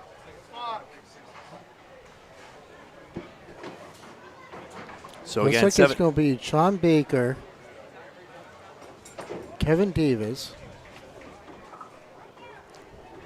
against John Budro and Brian Crow. I think it's going to be, I don't know. Glennis and Cindy just won. And Cindy just threw a big strike to clinch it. Congratulations to them. Congratulations to Cindy and Glennis for winning. It is indeed Cindy Harridan and Glennis Hickey McKinley for the women's division. Congratulations. And welcome to everyone watching who's just now tuning in, switching into this after that finals match over there. So Cindy Harridan clutch again. We remember from Ladies Internationals how influential her presence was in that finals match, leading her the way for her team. And I just remember seeing Cindy Harridan with Rich Clark coming back to that Exeter mixed doubles event that we covered, and just seemed like a matter of time.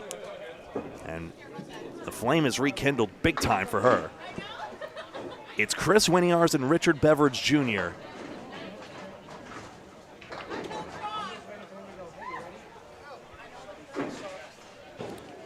So if I click here, I'm not sure why this isn't.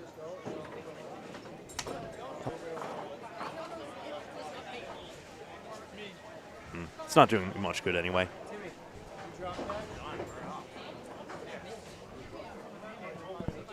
I'll just get the scoreboard set so that we have ourselves rip-roaring ready to go. This fourth game of 5. Again, we'll be askew for one game, and then we'll be right back here 17-18 with the finals. With appreciation of the Pro Series team for letting us know about the lane numbers in advance. That's a huge, huge help. Budro and Kroll are over there. That's Lister and Ayotte over there. So Joey Lister and Jimbo Ayotte are semifinalists as well. And then we see Chris Gouillart and Richard Beveridge Jr. against And Sean Baker and Kevin Davis. Sean Baker, Kevin Davis, as we see here. Actually, I don't know what they're doing. Scoreboard's a little askew. I don't know what they're doing because they just shut off 15 and 16. All right, need to make the scoreboard a little tinier here. Yeah, there's a headset over there, Paul.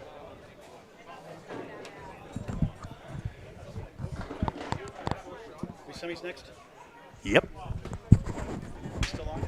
Yes. Yeah. Just pop it on there. Let's. Paul Grant now joining us alongside Kevin Burns. I'm Greg Gouillart. Paul, so Cindy Harridan and Glennis McKinley, huh? What a finish. What a finish. Caitlin Zockel down 1, gets a strike.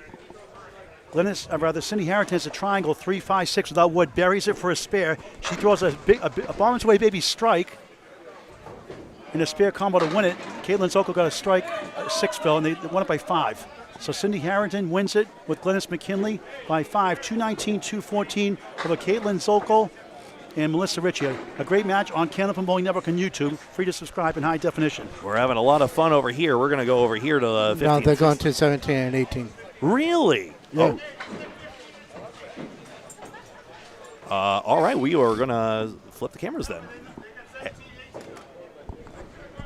Who do you got here in the semifinals? I'm just joining in here in progress. Not in progress, actually, but Beveridge and Winiar's, and they're going to go to 17-18. Yes, they will. So, okie dokie, let's snap the cameras over and get that done. And where are the finals going to be on? 17 and 18. We You assume. don't do the semifinals in 17-18 the same as the finals, though. I thought so. Oh, no. No, they're They're moving. switching. Yeah. Psych. Yeah, they don't do the finals in the same lanes as the semifinals. That's what I thought. What a great sport for any age. Isn't Candlepin Bowling awesome, unbelievable? It's cool. Get the word out. Candlepin Rocks, as a kind donor said earlier, one of our super chatters. Who is that?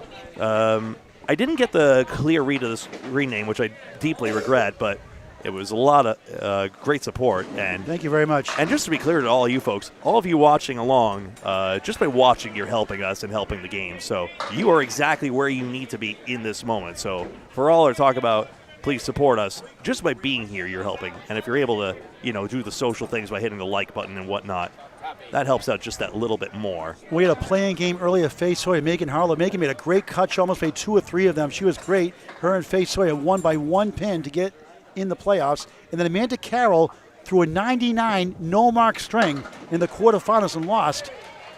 Wow. To Madison River and Allie Barber in the quarters. And then Allie and Madison got knocked out in the semis.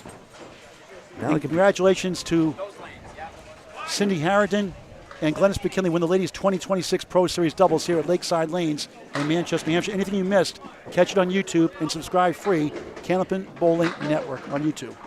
I don't know what they're doing here. So we're in the quarterfinals now, or the semifinals? We're in the semi, but We're in the semifinals now. A bit of confusion of which lanes. Oh, yeah, we got to update that as well. looks like they're going back to 17 and 18. So that means the finals will be on the left side of us then, more than likely. Okay, we'll see. Perhaps so.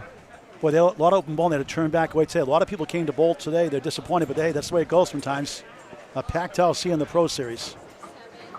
So like Paul was saying, we don't like to repeat lanes here in the Pro Series. That's the Pro Series director. I'd like to take a moment to thank tradition. our fans for donating to Candlepins for Cancer, a 501c3 charity. We got another request for $500 today. In January alone this year, already $3,500 paid out to 7 families overall.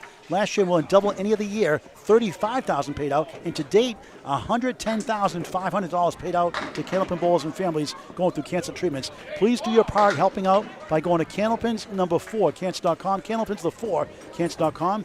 You can mail a check if you don't have Venmo. The check will be written out to Candlepins FOR Cancer, 467 High Street, number 8, Hampton, New Hampshire, 03842. That's Candlepins FOR Cancer, 3 words on the check. Sent to Candlepins for Cancer, 467 High Street, number 8, Hampton, New Hampshire, 03842. Thank you very much. Thank you all very much. We got a jar over here as well. I finally brought it, Paul. And by the way, every time I mention Candlepins for Cancer today, over 50% spare strikes. Well, they've created a good leave over here. Let's just pretend it's you and not the man Kevin Davis here, who's been red hot all day. He and Baker, the number 1 seeds on the men's side. You can have this call all in Kevin Davis starts the semifinals with a spare. Richard Beveridge Jr., good try. He had a 441 perfect match one night in one of his leagues. 441 with 3 strings, 3 perfect strings. How hard's that to do? Never mind, 1. And interesting you say that. Pinnings mattered in a few of these matches before, so we're going to see if Beveridge's pinning prowess gets put to the test here. 9, 1 pin lead for Davis and Baker, plus the bonus ball lane, 18. Kevin works here and bowls here, right around 120 average. On the nose, 8, goalpost, 7 left, 10 right, wobbling pin. That'll go. That's a good piece of wood for it too, Paul. 18 through 1, this 1-string semifinals, the right to the finals. Beveridge Jr. sips 9, 3 pin left up. Anyone got any intel on why Chris Winiar's is listed as duck on the scoreboard? It should be Wizard, but because he looks like Harry Potter. You'd think so, but Half-lack. I don't know. I really don't know. Davis trying to give it a ride. All semantics. Ayotte and Lister, Budro and Kroll, the semifinalists over yonder, Good try. Won't get to the East Coast. which now we can see. Richard Beveridge Jr. in lane 17 at Lakeside Lanes, Manchester, New Hampshire. Is fair. 19 of the ball through 2. Potential lead change. But Davis gets the 10 to make it 28, so we can't take lead with a strike.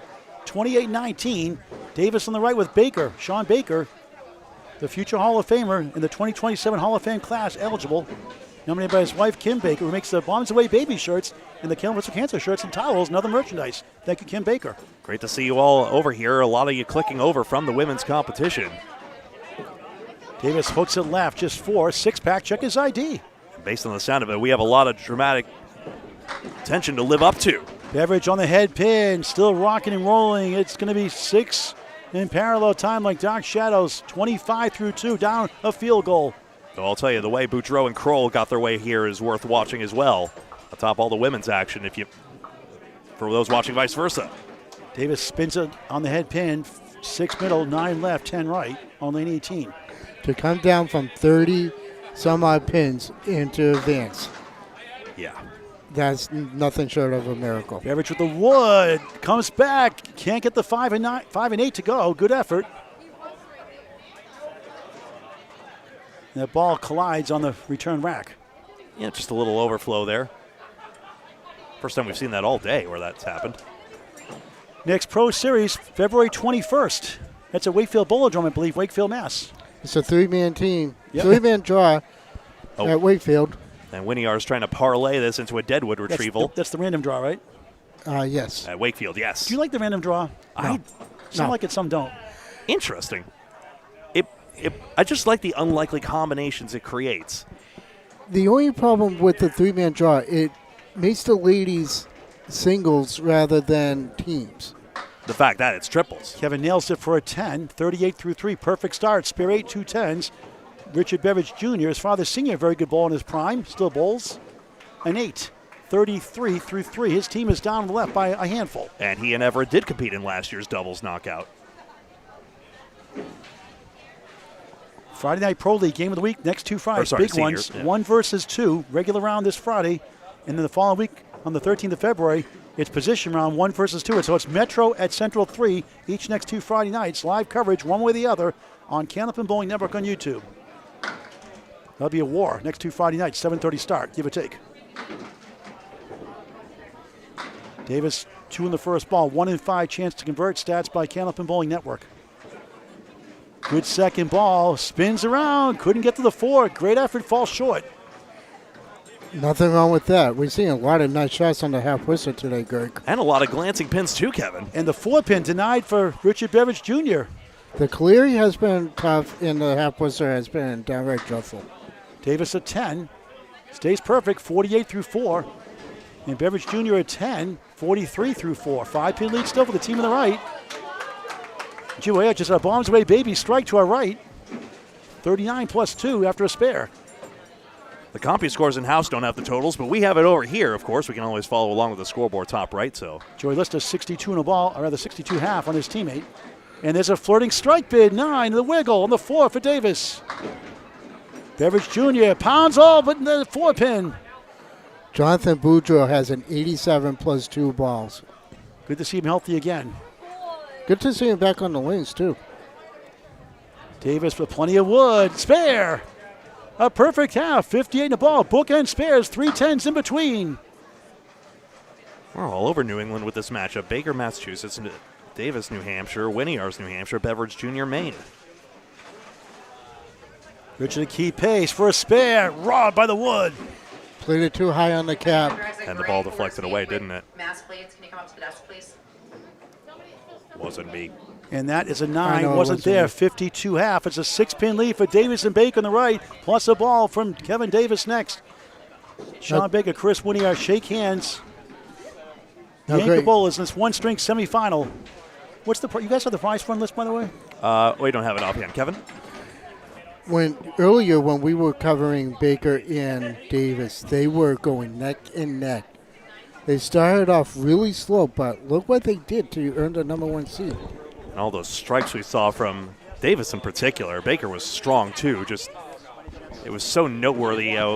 Kevin Davis had 4 strikes in the string. Sean Baker, 1-2-4 chance. Gouillart's got away on the 4-7-8. Chris, a former #1 seed in the Class A Atlantic Candlepin Singles Tour Northern Conference here at Lakeside Lanes. Upset by #8 seed Dan Chenard by 3 here in a tough match on YouTube on Candlepin Bowling Network. Baker is fair to start his match. Gouillart's right back. Oh, the 10 won't cooperate. Now Baker's team has a 2-mark-to-none advantage right now. As you can see by that yellow 2 to the right of the scoreboard, folks, the open marks. When he has a 10 to start his one-string semifinal. Seeing the return of Dan Gennard was delightful as well. Work has prevented him from being in more of the leagues and such, but still. 6 pin lead for Baker and Davis on the right. Each have a spare on their side. 6 pins plus 2 bonus balls. $1,400 for first place per Nico. Thank Jimbo you. Ayotte, spare strike to our right. 79 plus 2 at the half to our right with the freight train, Joey Lister. Baker's bonus 7, 1, 3, 6, 17 through 1 in the semis. 1 yards, 1, 3, 7, 10. I'll try to carry it over. Baker's team right now up 12 plus a ball at this point. Sean missed left. That one got away from Sean. 20 yards, tips the king, won't carry.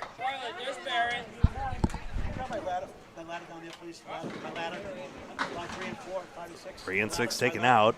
Baker with the 9, 26 after 2. And Sean a 10. 9, 20 yards a 10. So Chris 2 10s. Baker spare 7 9, 26. It's 11 pin lead plus the ball for the team on the right. Pete Riccitelli, one of our bowlers. Random draw is actually my favorite format. You see unique combinations you never see elsewhere. Personally, it's the one and only time it's a date I got to bowl with Jeff Surratt.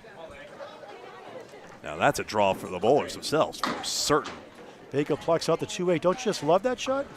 I've seen it so many times today, it makes me cringe. When he just matches it. I personally never want to see a 4 horseman ever again. How about a Cleary? No variance, no nonsense. Baker, good second ball right down the middle. That's why I hate the half whistle. The bunny hole or a shot like that. And we've seen a lot of pins pass through the gaps on this side of the house at the very least. I noticed something here about this house. One side is easy, one side is tougher. There's a 5 for Baker. That's a rare one for him. It happens to the best. Yeah, but Wizard needs to make a shot here. It's an important shot, plus 3. 28 through 3 on Candlepin Bowling Network. Let's pause. 8.7 seconds for his station ID from Greg Gouillart. Hi, I'm Greg Gouillart, and this is a YouTube channel. It's called Candlepin Bowling Network. You're here, and please like and follow on Facebook and subscribe on YouTube so that you're always in the know. Baker back in the pocket, comes back with 9. 5 and 3, 9 and 1. Winiara circles left. 1, 3, the 9 falls down behind the 3. A good chance here. He got a break on that one. That should have been a split.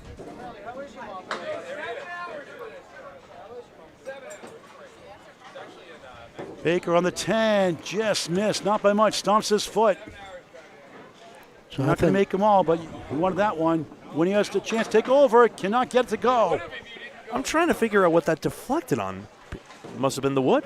Wasn't there a shot? Same spot, 9, minimum, 40 through 4th, the spare, 7 start, the $5 in the 3rd, lower the score. Baker is telling himself to slow it down. Chris Gaines 1 of 10, 38 through 4. Jonathan Budro is 114 after 7. 98-90, Baker and Davis up 8 in the string, plus the ball from Kevin Davis next in this one-string semifinal. Straightforwardly, Winiar's overcut it by playing on the outside there. I missed the replay. Blink and you miss it. I know. Baker only 4. Seen this shot go a few times today. When he has crosses over, 3 middle, 5 left, 6 right. Wood to the left, kind of useless. Back to lane 18, Sean Baker. Still on a high level, got the 4 in the middle. Wood rolls up out of bounds by the 6-10. Lower your microphone, please, Paul. Winiar's right in the middle. Oreo Cakester time. I like the Oreo Cakester, soft version of the Oreo cookie. Cream in the middle, stuff on the outside. Those are actually not that bad. I actually had them before. Not as good as a whippy pie. They're pretty good, though. Baker at 10, 50 half. Winiar's a 9, 47 half on Candlepin Bowling Network. Update from the Soothing Sounds of Greg Gouillart. After 5 boxes, 9 pins up for Davis and Baker. The 1 mark standing as well on Kevin Davis's scoreboard, which he'll now fill up. We switch around every 5 boxes. Here we are at Lakeside Lanes, Manchester, New Hampshire, where the 3-man random draw was held last time, in fact. Boy, if you missed the ladies' semifinals and finals and the quarterfinals and the playing game today, you saw some great bowling. Tight matches, high scores, low scores in between, just some clutch shots, and what a finish in the finals. I'll be watching that later on. Spread eagle time, chance for $25 from Candlepin Bowling Network if he makes this without wood for Richard Beveridge Jr., who's struggling right now.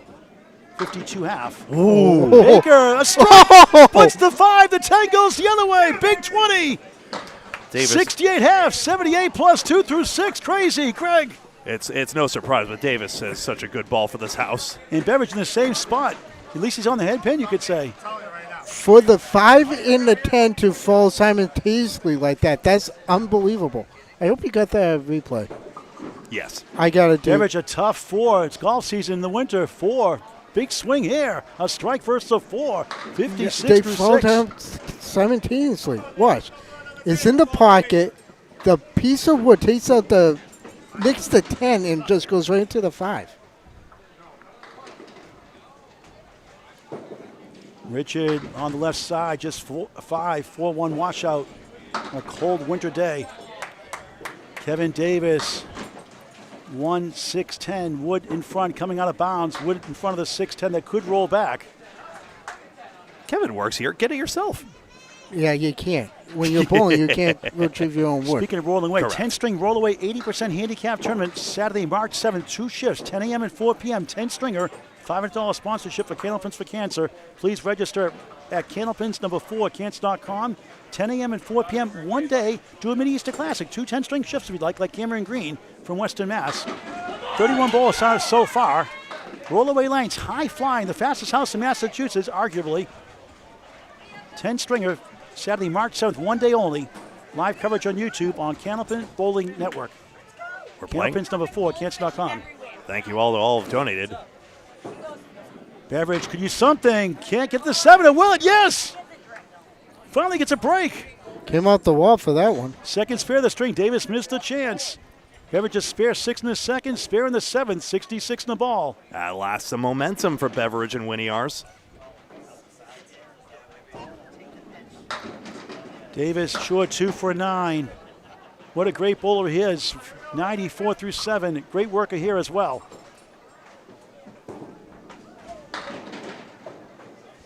He's just one of those bowlers that just flies under the radar, but is so consistently solid every time you watch him. The other semifinal, Jonathan Budro got a 148. Brian Kroll a 43 halves. That puts him at 183 with 5 blocks to go. 118 for the freight train, Joey Lister. 79 plus 2 for Jimbo Ayar to our right on lane 19. That's Brian Kroll, 19, Jimbo Ayar on lane 20. Back to our coverage here. Richard, 6 spare fill for the second time, 72 through 7. Davis spins 9. Same spot takes the king, the 5. Good, I'm done with it. 3-1 split for Beveridge. What a try. Oh, the 7 goes, the 10 does not somehow. What a crazy game. Ringing 6 around the 10. Davis, spare. 104 plus. Oh, I'm just Kevin Davis doing Kevin Davis things. No, he's doing what Kevin Davis has been doing all day. 6:49 in qualifying. Sean Baker at 6:37. That adds to 1286, folks. And Caitlin Zokol, by the way, got a new high 5 today in the qualifier, 6:16. Which was tops in the field, if I understand And I think correctly. Alana Brown got a new high 5 today also, according to Mother Nancy Brown. I didn't get the official numbers. The champ is here. Beveridge 82 through 8. Kevin Davis, yet another mark. And there's a link there. Sean Baker partnered with Alana Brown in their mixed doubles victory at Exeter. Kevin, 3 spares, 1 strike, now on a spare. 104 and a ball through 8 here in this 1-string semifinal at his home house. Beveridge crosses over, parallel time, left to right, 5-9, 6-10. Davis on lane 17. Drops the 4, 2 left. Eastonwood behind, 6-10 right, add 7 more. 1-1-1 through 8. Massive lead growing. That piece of wood is so favorable for Kevin. Beveridge missed the chance, not that it was easy. Plays the 2-pin. Sweeps it back. Davis' team has the lead. And Oh. a good try, won't carry. The red line wasn't looking at it, but I'm surprised too. Davis' team has never trailed. Beveridge gets a 9, 91 through 9. Could use a mark. Chris Winiar's 47.5 up next. His counterpart. Sean Baker, 50.5. Wasn't there. Davis an 8, 119 through 9. Still a fine string, getting 28. on Richard Beveridge Jr. Richard from Maine at Oakland Park Bowling Center.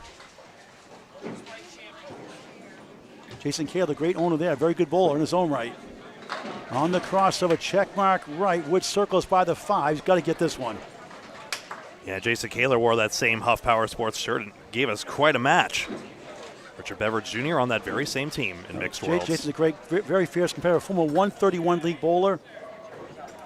Had a lot to work with in the worlds. Lost 2 people at the border, and they had like a 6-man rotation. Corey Emerson jumped in last minute to help out. Kevin Davis rocks 8, 6 right, 9 left. Wood turns around, trying to push one more. And a friendly piece for a spare. And Way too friendly. Better on flat than way up high. Way too friendly. Beveridge could have got this one on 18 for a spare. He won't get it. 5 in the 10. Full, I guess. That's harsh. Davis, spare. 129, the ball in the 10th. They're pulling away. It was a little too full on the 2-penny. Richard 9, tough string, 100 semifinal. Much better than he showed, obviously. That's Candlepin Bowling. Ain't that the way? We saw Josh Young, the New England knockout quarterfinals Friday night with Heather Twombly, 85-1 mark, 4th, and a perfect 150-150 to win it by 11 over Dimitri Dellis, the better brother Butwell's bowler, and Dino Dellis. Watch it on YouTube on Candlepin Bowling Network from Riverwalk Lanes, Amesbury, Mass. Kevin a 4, nice string, 133. Update from Greg. I've heard through the grapevine the finals will be 15-16. We did this before once upon a time at Lita. I remember that. So 133 to 100. Meanwhile, in just that first bowler comparison, hey, Richard was shooting great out there. Kevin Davis on another level as ever. 36-pin lead for Baker's team and left. In control right now. But Winnie is a dangerous bowler with 5. Baker trying to get a mark to push it away. Drops 9. Wood trounces in front of the 5. Triple Wood threat. Speaking of men we've seen on TV, I mean, you could go to Candlepin Bowling Channel and see these guys compete. Exactly. I have. Great channel, great treasure trove of stars and strikes. 20 yards. Could get it. Oh, it's short, stopped short of the 8. Especially the old Stars and Strike doubles. Baker got it barely spare, living on the edge. 16 a ball through 6. Big swing. Count it. I didn't think that was going to go. That was a lot of wood. 20 yards to 9's a 37-pin lead plus a ball for Baker, and it's Miracle's own time now. A miracle Gouillart, 2023 Incorporated. A miracle required to turn the tides. Baker retrieved that wood in lane 17, clear it out of the channel.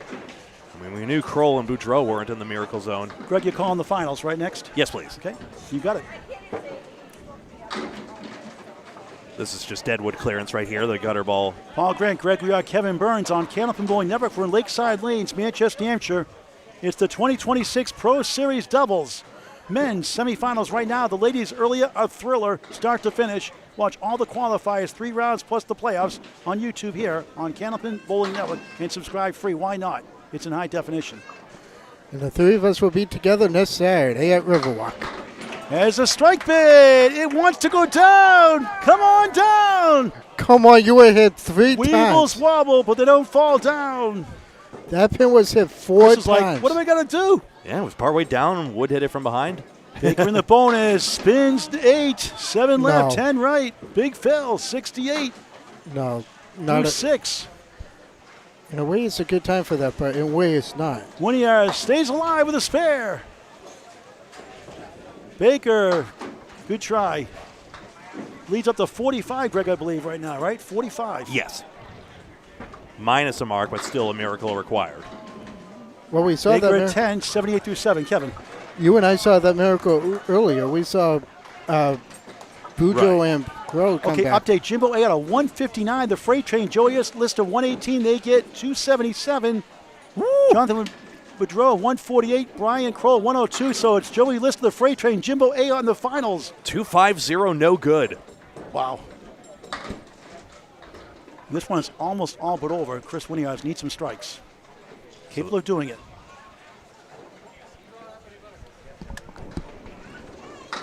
Banana split for Case McCool fans. We have about 15 today. We only had 1. Still growling, still hungry. We only had a couple today. 5 in the mark. Yeah, it took us several strings for the first one. Winnie has a 6 after a spare 5, 71 through 7. No, the Patriots do 77 not through need 8. kicking help, thank you. Baker gains 3 more, 87 through 8. It's all but over, Greg. What's the situation here? 221-77. 43 pins, so Yeah, it's Mathematically pretty almost much over. 18 pins cinches it for Baker and Davis. And that does it with another banana split. Casey, -1, sorry, Casey. Can't win them all. All but mathematically. So Oh. Baker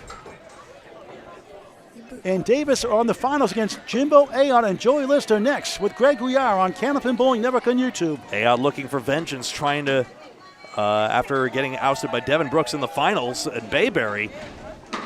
Oh, what a shot. Nice try. And then Joey Lister won his last Pro Series stop here at Lakeside when it was 3-man random draw. Baker just a bit outside, both at 9. Final box, Winiar's 86, Baker 96 through 9. What a string by Kevin Davis, setting the tone early on.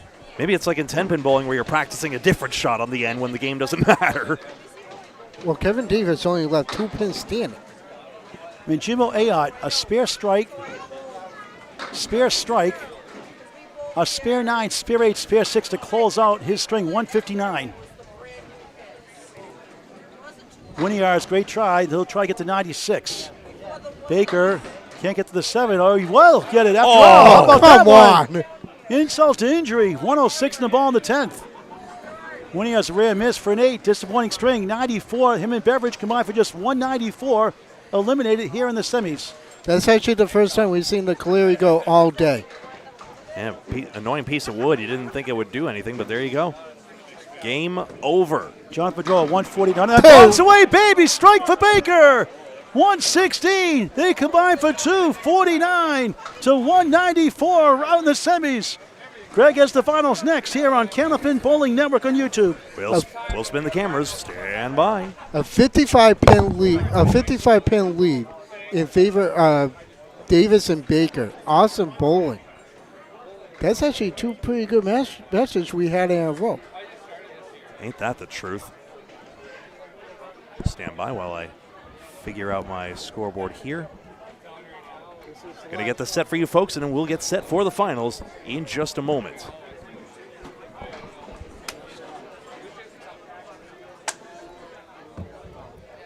The bowlers may take a break here. It's not certain what they'll opt to do at this case. Some will opt to keep going. Some will want to rest and rejuvenate just a little bit. All right, Greg, we're told $1,400 to the winner plus the title, $700 for the winning runner-up team to split. Pretty good money. Ain't that the way? The finals are next here at Lakeside Lanes, Manchester, New Hampshire. Go to lakesidelanes.com. 12 to 2 Sunday special, all Sundays, most Sundays during the regular season, all year round, I should say. Just $12 a bowler, shoes included, unlimited bowling for 2 hours. That's a great deal. For practice, getting friends involved in Candlepin Bowling, Lakeside Lanes, print out the coupon or download it and show it on your phone, the coupon, at Lakeside Lanes, 12 to 2 tomorrow, Sunday, in most Sundays, except maybe Easter and other ones during the summer. lakesidelanes.com. Check it out. Great deal. The finals are next. Jimbo Ayotte, the freight train Joey Lister will lead off. I believe. Jimbo, you first or second? Yeah, Joey's going first, Jimbo's going second. And Kevin Davis leads off, followed by Sean Baker here in the finals on lanes 15 and 16 of 24. Check out the Candlepins of Kansas documentary, No Questions Asked. Great job by Scott Perry of Buffalo's Bowling Center in the Keene State College major there in film and journalism. No Questions Asked. 25-minute touching documentary on Candlepin Bowling Network. Not yet on Candlepin Bowling Network. It's on Perry Harlow Productions. Just type in Candlepins for Cancer and then No Questions Asked. The video will pop up and you will love it. No Questions Asked. Great story about Candlepins for Cancer, a 501c3 charity. Help us out by going to Candlepins number 4, cancer.com. Buffalo's Rollouts return March 3rd to March 29th. Register Candlepins number 4, cancer.com. Any singles, men and women can bowl, except the champion for next weekend's ladder at Riverwalk Lanes, Amesbury, Mass. 2 through 5 can bowl, the winner cannot. That's Candlepins number 4, cancer.com. You can walk in as well, and limited shifts are available as well. All right, get ready to start the finals in just a moment. Looking forward to that competition. We've seen a lot of people from that ladder as well. Had Corey Emerson, Dean Sullivan, Aaron Fontaine showed up as well. It was close, but Jimbo pulled away at the end. I'd like to thank Shannon Scribb's mother, Katie Scribb, to give me a pizza today. Onions, peppers, and grilled chicken. Hadn't had breakfast or lunch, nothing to eat, not even a bite today. No time. Hard to do it when you're streaming by yourself. First bite, 4:55, official in the afternoon. Time of death of eating the pizza, 4:55 p.m. Well, we'll try not to get hypertension watching this match. We've seen a lot of dramatics already. Yes, we have.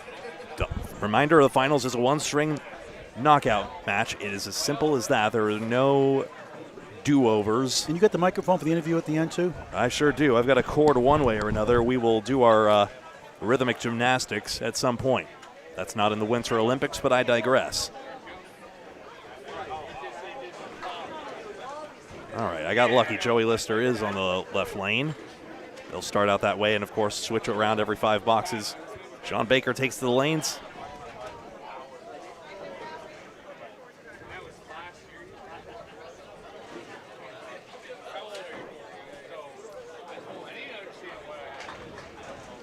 Greg, you might want to fix the camera, too, because it's so facing 17 and 18 a little bit. Is it now? Let's recall that. Thank you for the shout. Yoink. Wow, this time I didn't get seasick. There we go. No. We consulted with Mike Imperato. We've improved a little bit. Yeah, we have. My God, how we improved. Oh, it's wonderful. And thank you also to Candlepins for Cancer for your support. Obviously, the primary aim is to help bowlers and their families. $110,000, don't lie. At the same time, also helping out with our ability to make these great programs for you guys. And also, as Paul said, next Saturday is the live show. Myself, Paul Grant, and Greg will be there on the call.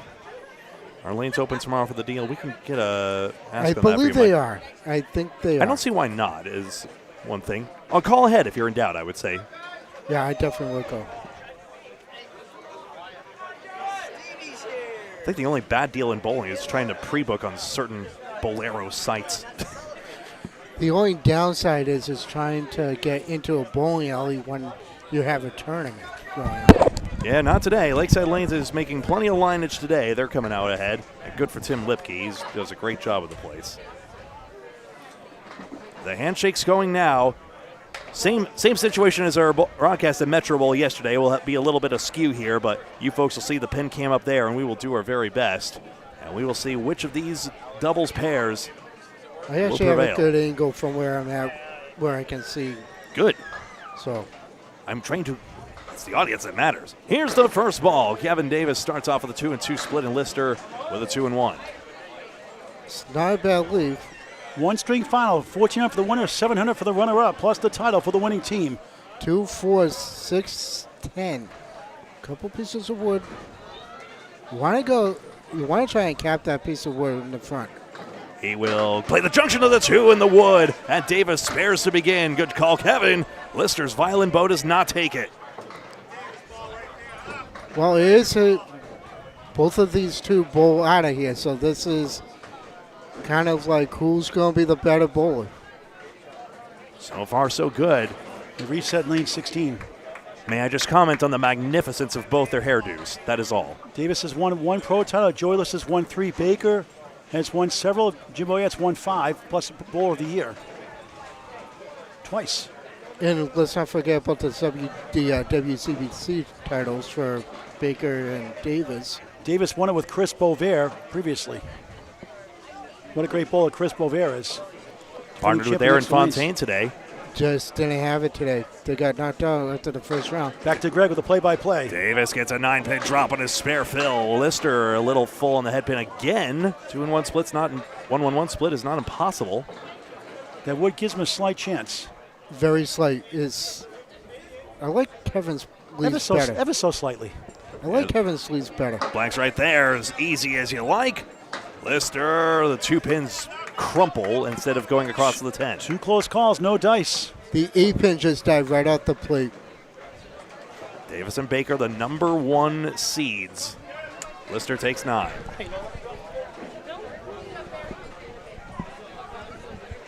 It's an early 11-pin lead in favor of Baker and Davis. Is it 8:35 at night? Is that right? Yeah. Wow. I missed the Jersey Mike saw double points today. Alas.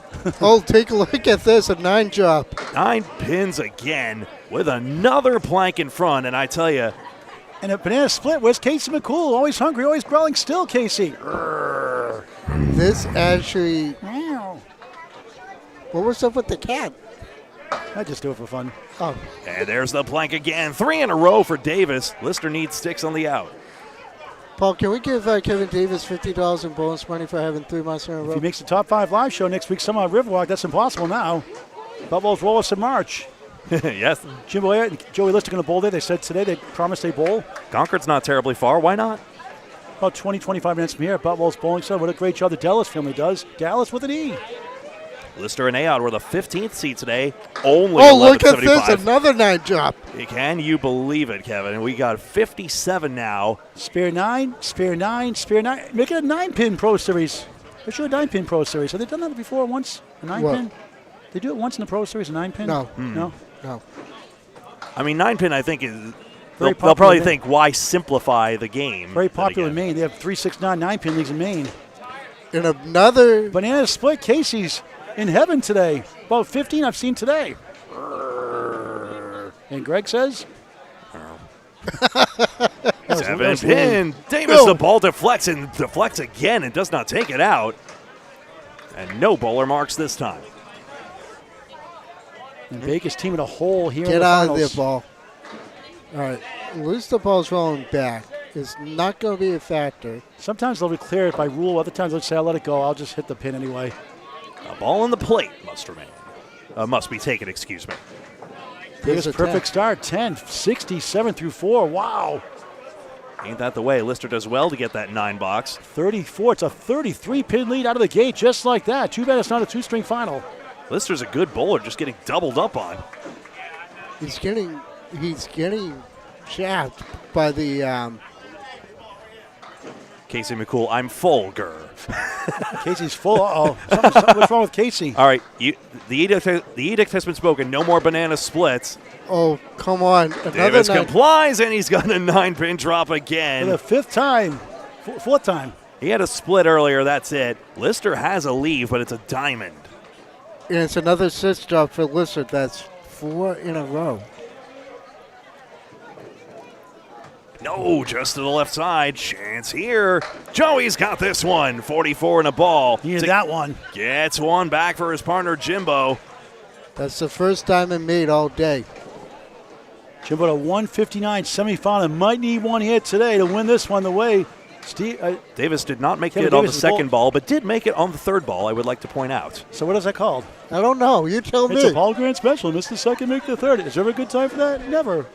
Unless you had the lead. Unless you win. 77-44, 33-pin lead, minus a ball from the freight train. So that yellow 1 on the scoreboard means Lister sat down with the scoreboard. That's how I decided to do it today. Over to Sean Baker. At least you make it easy for us. Yesterday, the finals were to Harvard Lanes, Harvard, Mass. That's a tough house. Newly is. renovated. Do a great job there. Baker 1 step away from winning the Pro Series last year, only to Aaron Fontaine. He's got the 5 and 7. I remember that match. It was so close. Just a question of a few pins. Baker 5-pin only doesn't get the can't plunked. convert it. Yeah, it's got a barn door in front of the 6-10, but he chips a 2-pin. In another banana split. I think Paul's hungry. I'm hungry. I'm always hungry. No, I'm kidding. Once in a while. 2 pins. Pop goes the weasel, but Ayotte can't get any to pop into the 4. Sing the song. Sing the song, Greg. It's not the Three Stooges. Curly cuts the guy in the front of the chin. The guy goes flying in the air. I love that one. Gotta love the Three Stooges. Certainly.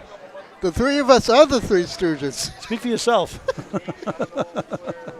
Case McCool likes to the curly shuffle twice in the lanes, the curly T-shirt. He did curly shuffles in the lanes at Butwell's Bowling Center in Concord, New Hampshire. Baker as a 9-pin drop kill surprise. That's a two-pin. Partnership's been so good at that right now. 2-4-10 as Ayotte and Lister are getting the case of the splits. At least they'll switch lanes every 5 boxes. In the face. 4 marks for the pair. No, Paul, I was saying we are like the Three Stooges. We're not the Three Stooges. Oh, thank goodness. Rolling Wood doesn't take out this 10. I like this order in the court. Take off your hat. Raise your right hand. Get rid of that hat. Take the stand. Where do I put it? No, Dave, that's it. I got it. Now what do I do with it?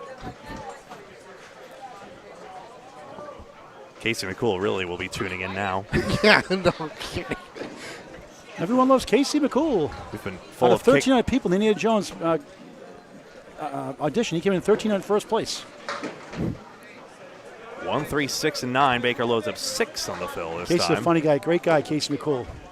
And He's seeming- also a good bowler, too. He's okay. Better golfer than the bowler, right, Casey? Bob Lee was impressed when they did that. Dean Sullivan did that fundraiser last summer. I was bragging about Casey McCool's just golf missed game. Ball slightly dropped by Baker at the line there, I think. Just missed number 1. No, it was a good ball going down. It just screwed it by the head. 5 pin. So once again, Sean Baker making the doubles match a boring anticlimax, at least seemingly. Remember him and Mark Webber at Ryan's Millis. He may have another doubles title coming. And Casey just said, certainly. We get requests on our streams for Casey to do a curly shuffle when he's bowling. It's funny. Whoop, whoop. I used to DJ. I used to do curly shuffles with a suit coat and tie for the curly shuffle song, the 80s hit, and I would do the curly shuffle on the floor. Everyone loved it. Get the crowd going. Gets the radio audience Did a excited. great chicken dance. Great chicken dance back then too, and they were popular back then. Who's bad at the chicken dance? No, I loved doing the chicken dance back then. Who does it? There's always some. Anyway, back to bowling. I am not Shemp. I look nothing like. How dare. Oh, God. Illusion who have offended him greatly. I don't know how, but you did. I like when Larry says, "Hey Mo, let's stop here. It's a great place to hunt. How do you know?" I saw a fine. What did it say? Fine for hunting. Half Worcester Baker, 1, 7, and 8. Aon might be able to make this one and turn the tide a bit in this match. Half Worcester, good shot, but a smidge full for Baker and won't get it. However, the sleep deprivation is setting in right now. Paul, did you sleep at all last night? I did okay. He never does. Fair. Aon's got one. Maybe 5 or 6. 41. Go ahead, sorry. 41 pins, but a couple of marks here. It's objects in mirror are closer than they appear. Baker gets the out for 9. That Friday night Pro League Metro and Riverwalk, 3 great strings. You get all wound up. You can't sleep for 2 or 3, 4 hours. You're all wound up.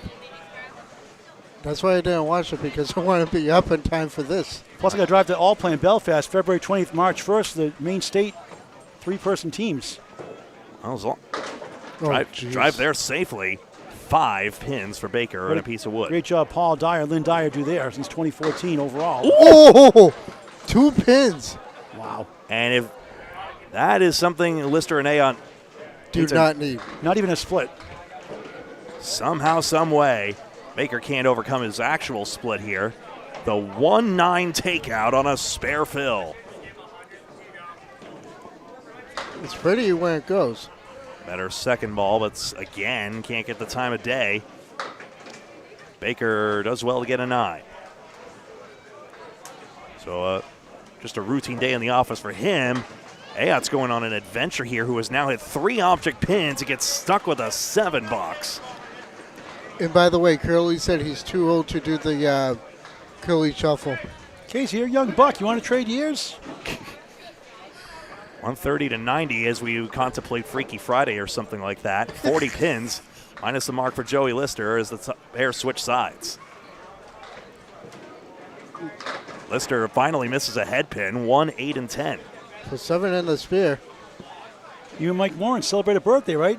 Next month, February 27th, right? Oh, yes. You and Mike Moran the same day. And month. Yes. Oh, look at this. Oh, Davis, what can't he do wrong? He missed the head pin that time. And he almost backdoored. Teach us your ways. Lister gets this one with a wall bounce. The wood helps contain it, and he's got this one. Then you know a tale of 2 halves to pull this one out. Davis pops the plank. He just doinked it right back into the pit. He missed a couple of chances despite the fine string. Yeah, imagine 77.5. He wanted to be higher. He had the trajectory for 190 at one point. He'll have a 9 instead. There goes the perfect game. You got the microphone for the interview, right, Greg? Afterwards. Yeah, we'll figure it out. Okay. We'll get there We'll do somehow. that on 17-18 or 15. We'll do it on 17-18. 17-18's easier. Yeah. And another 2 fill. They get the shots to spares. They get the bad fills. Yeah. Picture's worth 1,000 words. 30-pin lead. A video's worth billions. Oh, look at this. Head pin, 9 pins wiggling. The wood may help even if it doesn't fall. Come on, Kevin. It's supposed to be a 9 drop for you. What's going on? Mr. Good's second ball, 410 though. The Splats pins, in there. the pins are so scared that they're running out of the pit like no tomorrow. Davis on the left side of the wood. Bumps the right wood forwards, but not in. As good as he's been, he's had 3 chances. It didn't go. That's a good bid there. Joey will take 9. That's a fine out. Now we'll. Shane's looking at Kevin's pin to see if It's funny. It seems like a lot of times he's found it seems to be a rout a lot of time for one reason or the other. I don't know what it is. The latest games were close all the way through, pretty much every single one of them for the most part. All but 1 or 2. Well, we're again seeing an explosive string. We basically had our dramatic moment here, and we're just waiting for another one. I'll tell you over yonder that Budro Kroll, no good on 250, was something else. Yeah, if Davis was playing 9-pin, like we were saying. Oh, 2 full. The frustration continues for Lister's team. You could just see it there. He's just completely uninterested in the outcomes there.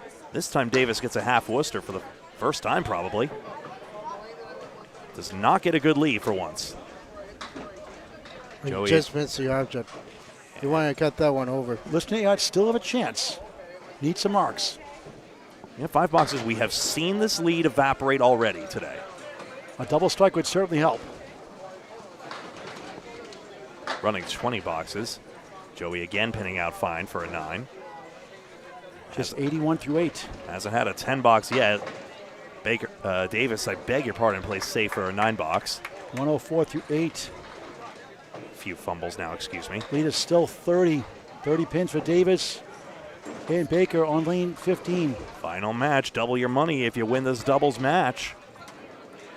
Joey's got head pin. 3-7-10. Yikes. Such a confident bowler, too. 8 splits already in these 14 boxes.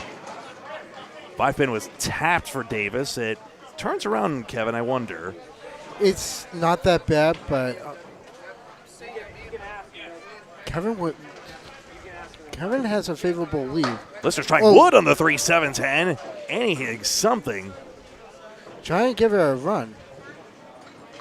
Davis hits the wood and back. Woods hit the 5 as well with some force, but not enough. A little more mustard on that, he would have had the spare. I don't know if I told you earlier. I think I mentioned earlier. Mandy Carroll, a 99 string early in the playoffs. 99 without a mark. Extraordinary. So, and that was on camera, so that sets our new Candlepin Bowling Network coverage for without a mark. I covered a Big 20, a fundraiser about 2 or 3 years ago in a Tuesday night league speed league with her mother and Brooke Beveridge. She had 97 first string without a mark. Then she threw a 146 later in the evening. Termed a flat 100 in duckpin, I've learned. You can watch it on Candlepin Bowling Network on YouTube. You can find that archive way back 2 or 3 years ago. And Big 20 Bowling Center in Scarborough, Maine. What a job they do there. Oh, here's a great church. On a Saturday night. Great church. Joey, and again, a pin just passes through the gap there. And the pressure's on Jimbo Ayotte now. All those splits are just completely dooming Lister's score right now. He's going to get stuck in double digits unless he gets this out here, and it's hardly his fault. 8 box, 99. Now that just depends not cooperating. Well, worked for Davis. 9 box, 1, 2, 3. A 31-pin lead. 5 box to go. No marks on the board. So here we go again, but could Jimbo Ayotte be yet another candidate to do what Brian Kroll did just a few matches ago? One wonders. He is capable of doing it. This is very similar to what we had. Paul wants you to grab the microphone. If there's any format, I'll get there in a second. Head pin 2-4-10 to start out. Baker with a 6-pack. We could fuss with this later, but this will be the cord one day. Okay. And then this will be the microphone one day. 2-4-10 for Ayotte. Needs this mark basically. Wow, he didn't quite get the cut on that. A little full on the object pin. And I said it before, and I'll say it again. You cannot count the kind caliber these guys are. So it's a 10 box in the end. That's quality 10 at that. Baker needs 6. Gets 3. That should be enough for the current moment. 29 pins to lead. 4 boxes remain. Not impossible, but low odds. Going to need some 20 boxes, but that's essentially You need to mark all the way out just about. right. And I said that earlier today, too.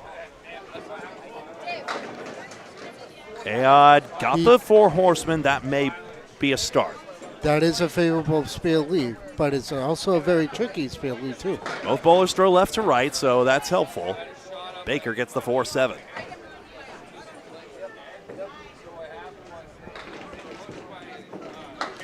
Head pin outside, and the wood sits in front of the 4-7, and one more chance goes by the wayside. I would have gone for the inside. Oh, Baker almost stole that. Ball came screaming back. And perhaps that was the intent. Hard to tell. Now the luckless on the wood. Shades of when he was on her first Candlepins for Cancer ladder at Bolorama Portsmouth when the plank in the corner just didn't cooperate. Baker gets 8. Baker's first appearance on Candlepins for Cancer was when he was on his invitational when we rolled back the match against him and Chris Sargent. And then he just made the ladder properly. Yeah, I remember that. I was there for that one. And Sargent King destroyed him with, what, almost another 500 triple? That first match, of course. Jimbo off target this time. He's got the corner outpost to deal with here. That number 4 hole, yes, that's right. Hold on. Yes. Doing technical work at the same time here, folks. Outpost and gets taken out by Ayod for the spare. Hold all tickets. It's not over yet. He needs a lot more. He needs 20 boxes. He may need Baker to miss a few of these pins, but he could.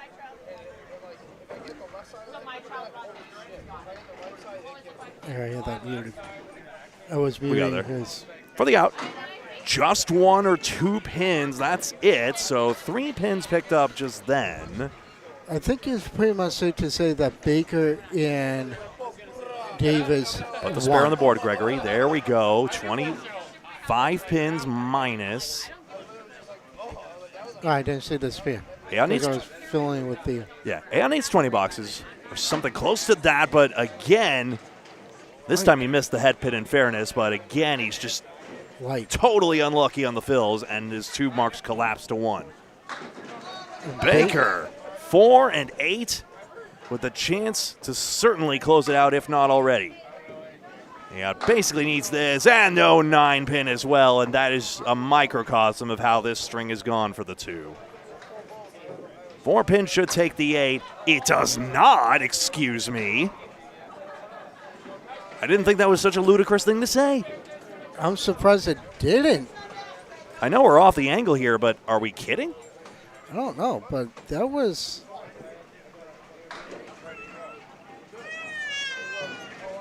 Nine box and a 9. We're going to see that again. Stay tuned for the post-game interview after this. Scoreboard is different. Yeah, it Oh, just went right around it. Maybe just got on the outside of it instead, or too light on it. And that was that. 208, so now Ayod's in danger of getting stuck in double digits through little fault of his own. In the head pin, finally breaks one up. Thank you, he says. Where was that earlier? Baker mixing sticks, it's 8 more. Even Baker is in danger of being in double digits right now, too. And that is that. This game is finished. Box is 9 and the fill is irrelevant, as Ayod will just accept his fate there and not bother with could I have had double digits. And that is it. So the final score becomes... It's not over yet because Baker's AI has one more ball. Oh, I thought he was throwing a clearance ball. No, he was trying to clear the wood. Yeah. So let's see what happens here. Then we'll Some go. bowlers will do that, but that's not him. Yeah, it's a deuce. Hondo. 100 on the nose. And yet again, AR comes up short in the finals, but that is stacking up so many Pro Series points. And we see the final scores here. Stay tuned for an interview in just a moment. Paul Grant live with our winners, or whoever else, in just a moment. And then you and I will wrap it up.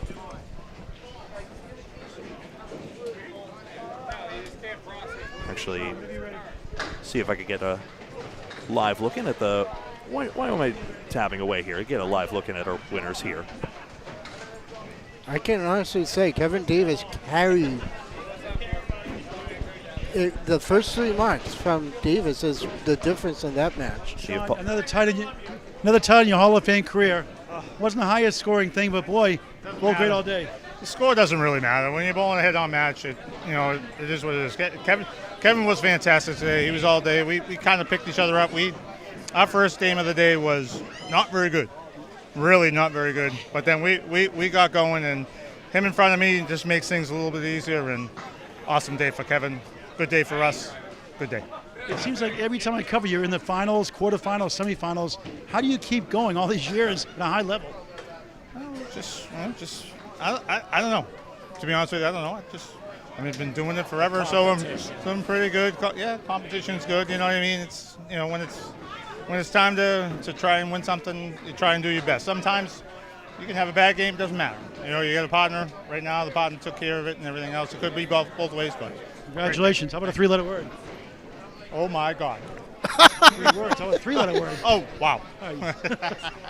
Talk to him. Kevin Davis, congratulations. What a great semifinal you had to get here in the finals. Yes. Yeah. Thank you. You worked here for a while, too. Yeah. I think you're very underrated. You don't bowl as much in these things as you're used to now, but boy, you were great all day today. Yeah, thanks. Yeah. This was my first one this year, but hopefully I'll start doing some more. You won with Chris Bouvier in the past also, correct? Yes, back in about 2016. Now you're bowling around 119, 120 these days, give or take? Yeah, not as good as it should be. It'll get better. I only bowl 3 strings a week. That's pretty good. So, the accuracy ain't there for the singles, as you very well saw. I missed 3 singles. That's huge. How about a 3-letter word? Wow. All right. That'll do it. Sean Baker, Kevin Davis win it from Lakeside Lanes, Manchester, New Hampshire. Back to Rick and Kevin to wrap it up. Thank you very much. Kevin, did you have a thought? I still can't believe Sean Baker said, "Oh my God," rather than "Wow," but that's a different story. I mean, OMG's a 3-letter. Yeah, exactly. We'll get there at any event. To their point, Sean Baker and Kevin Davis, a day that started with a 195 for their opening pair of strings, not what they were after. It parlayed it to 1286 for the total, and they go wire to wire to win it as the number 1 seed with the scores you see here. So on behalf of everyone here, I'm just looking forward to next week. It's going to be my first time in the booth for the live show. Can't wait for that. Candlepins for Cancer, the morning of February 7th. We look forward to seeing you then. Like and follow on Facebook and subscribe on YouTube and hit the bell icon so that you're in the know about that. So on behalf of everyone here at Candlepin Bowling Network, for Kevin Burns, for Paul Grant, my name is Greg Gouillart. Thank you very much for watching this presentation of the Candlepin Pro Series here at Lakeside Lanes in Manchester, New Hampshire. And until next time, so long.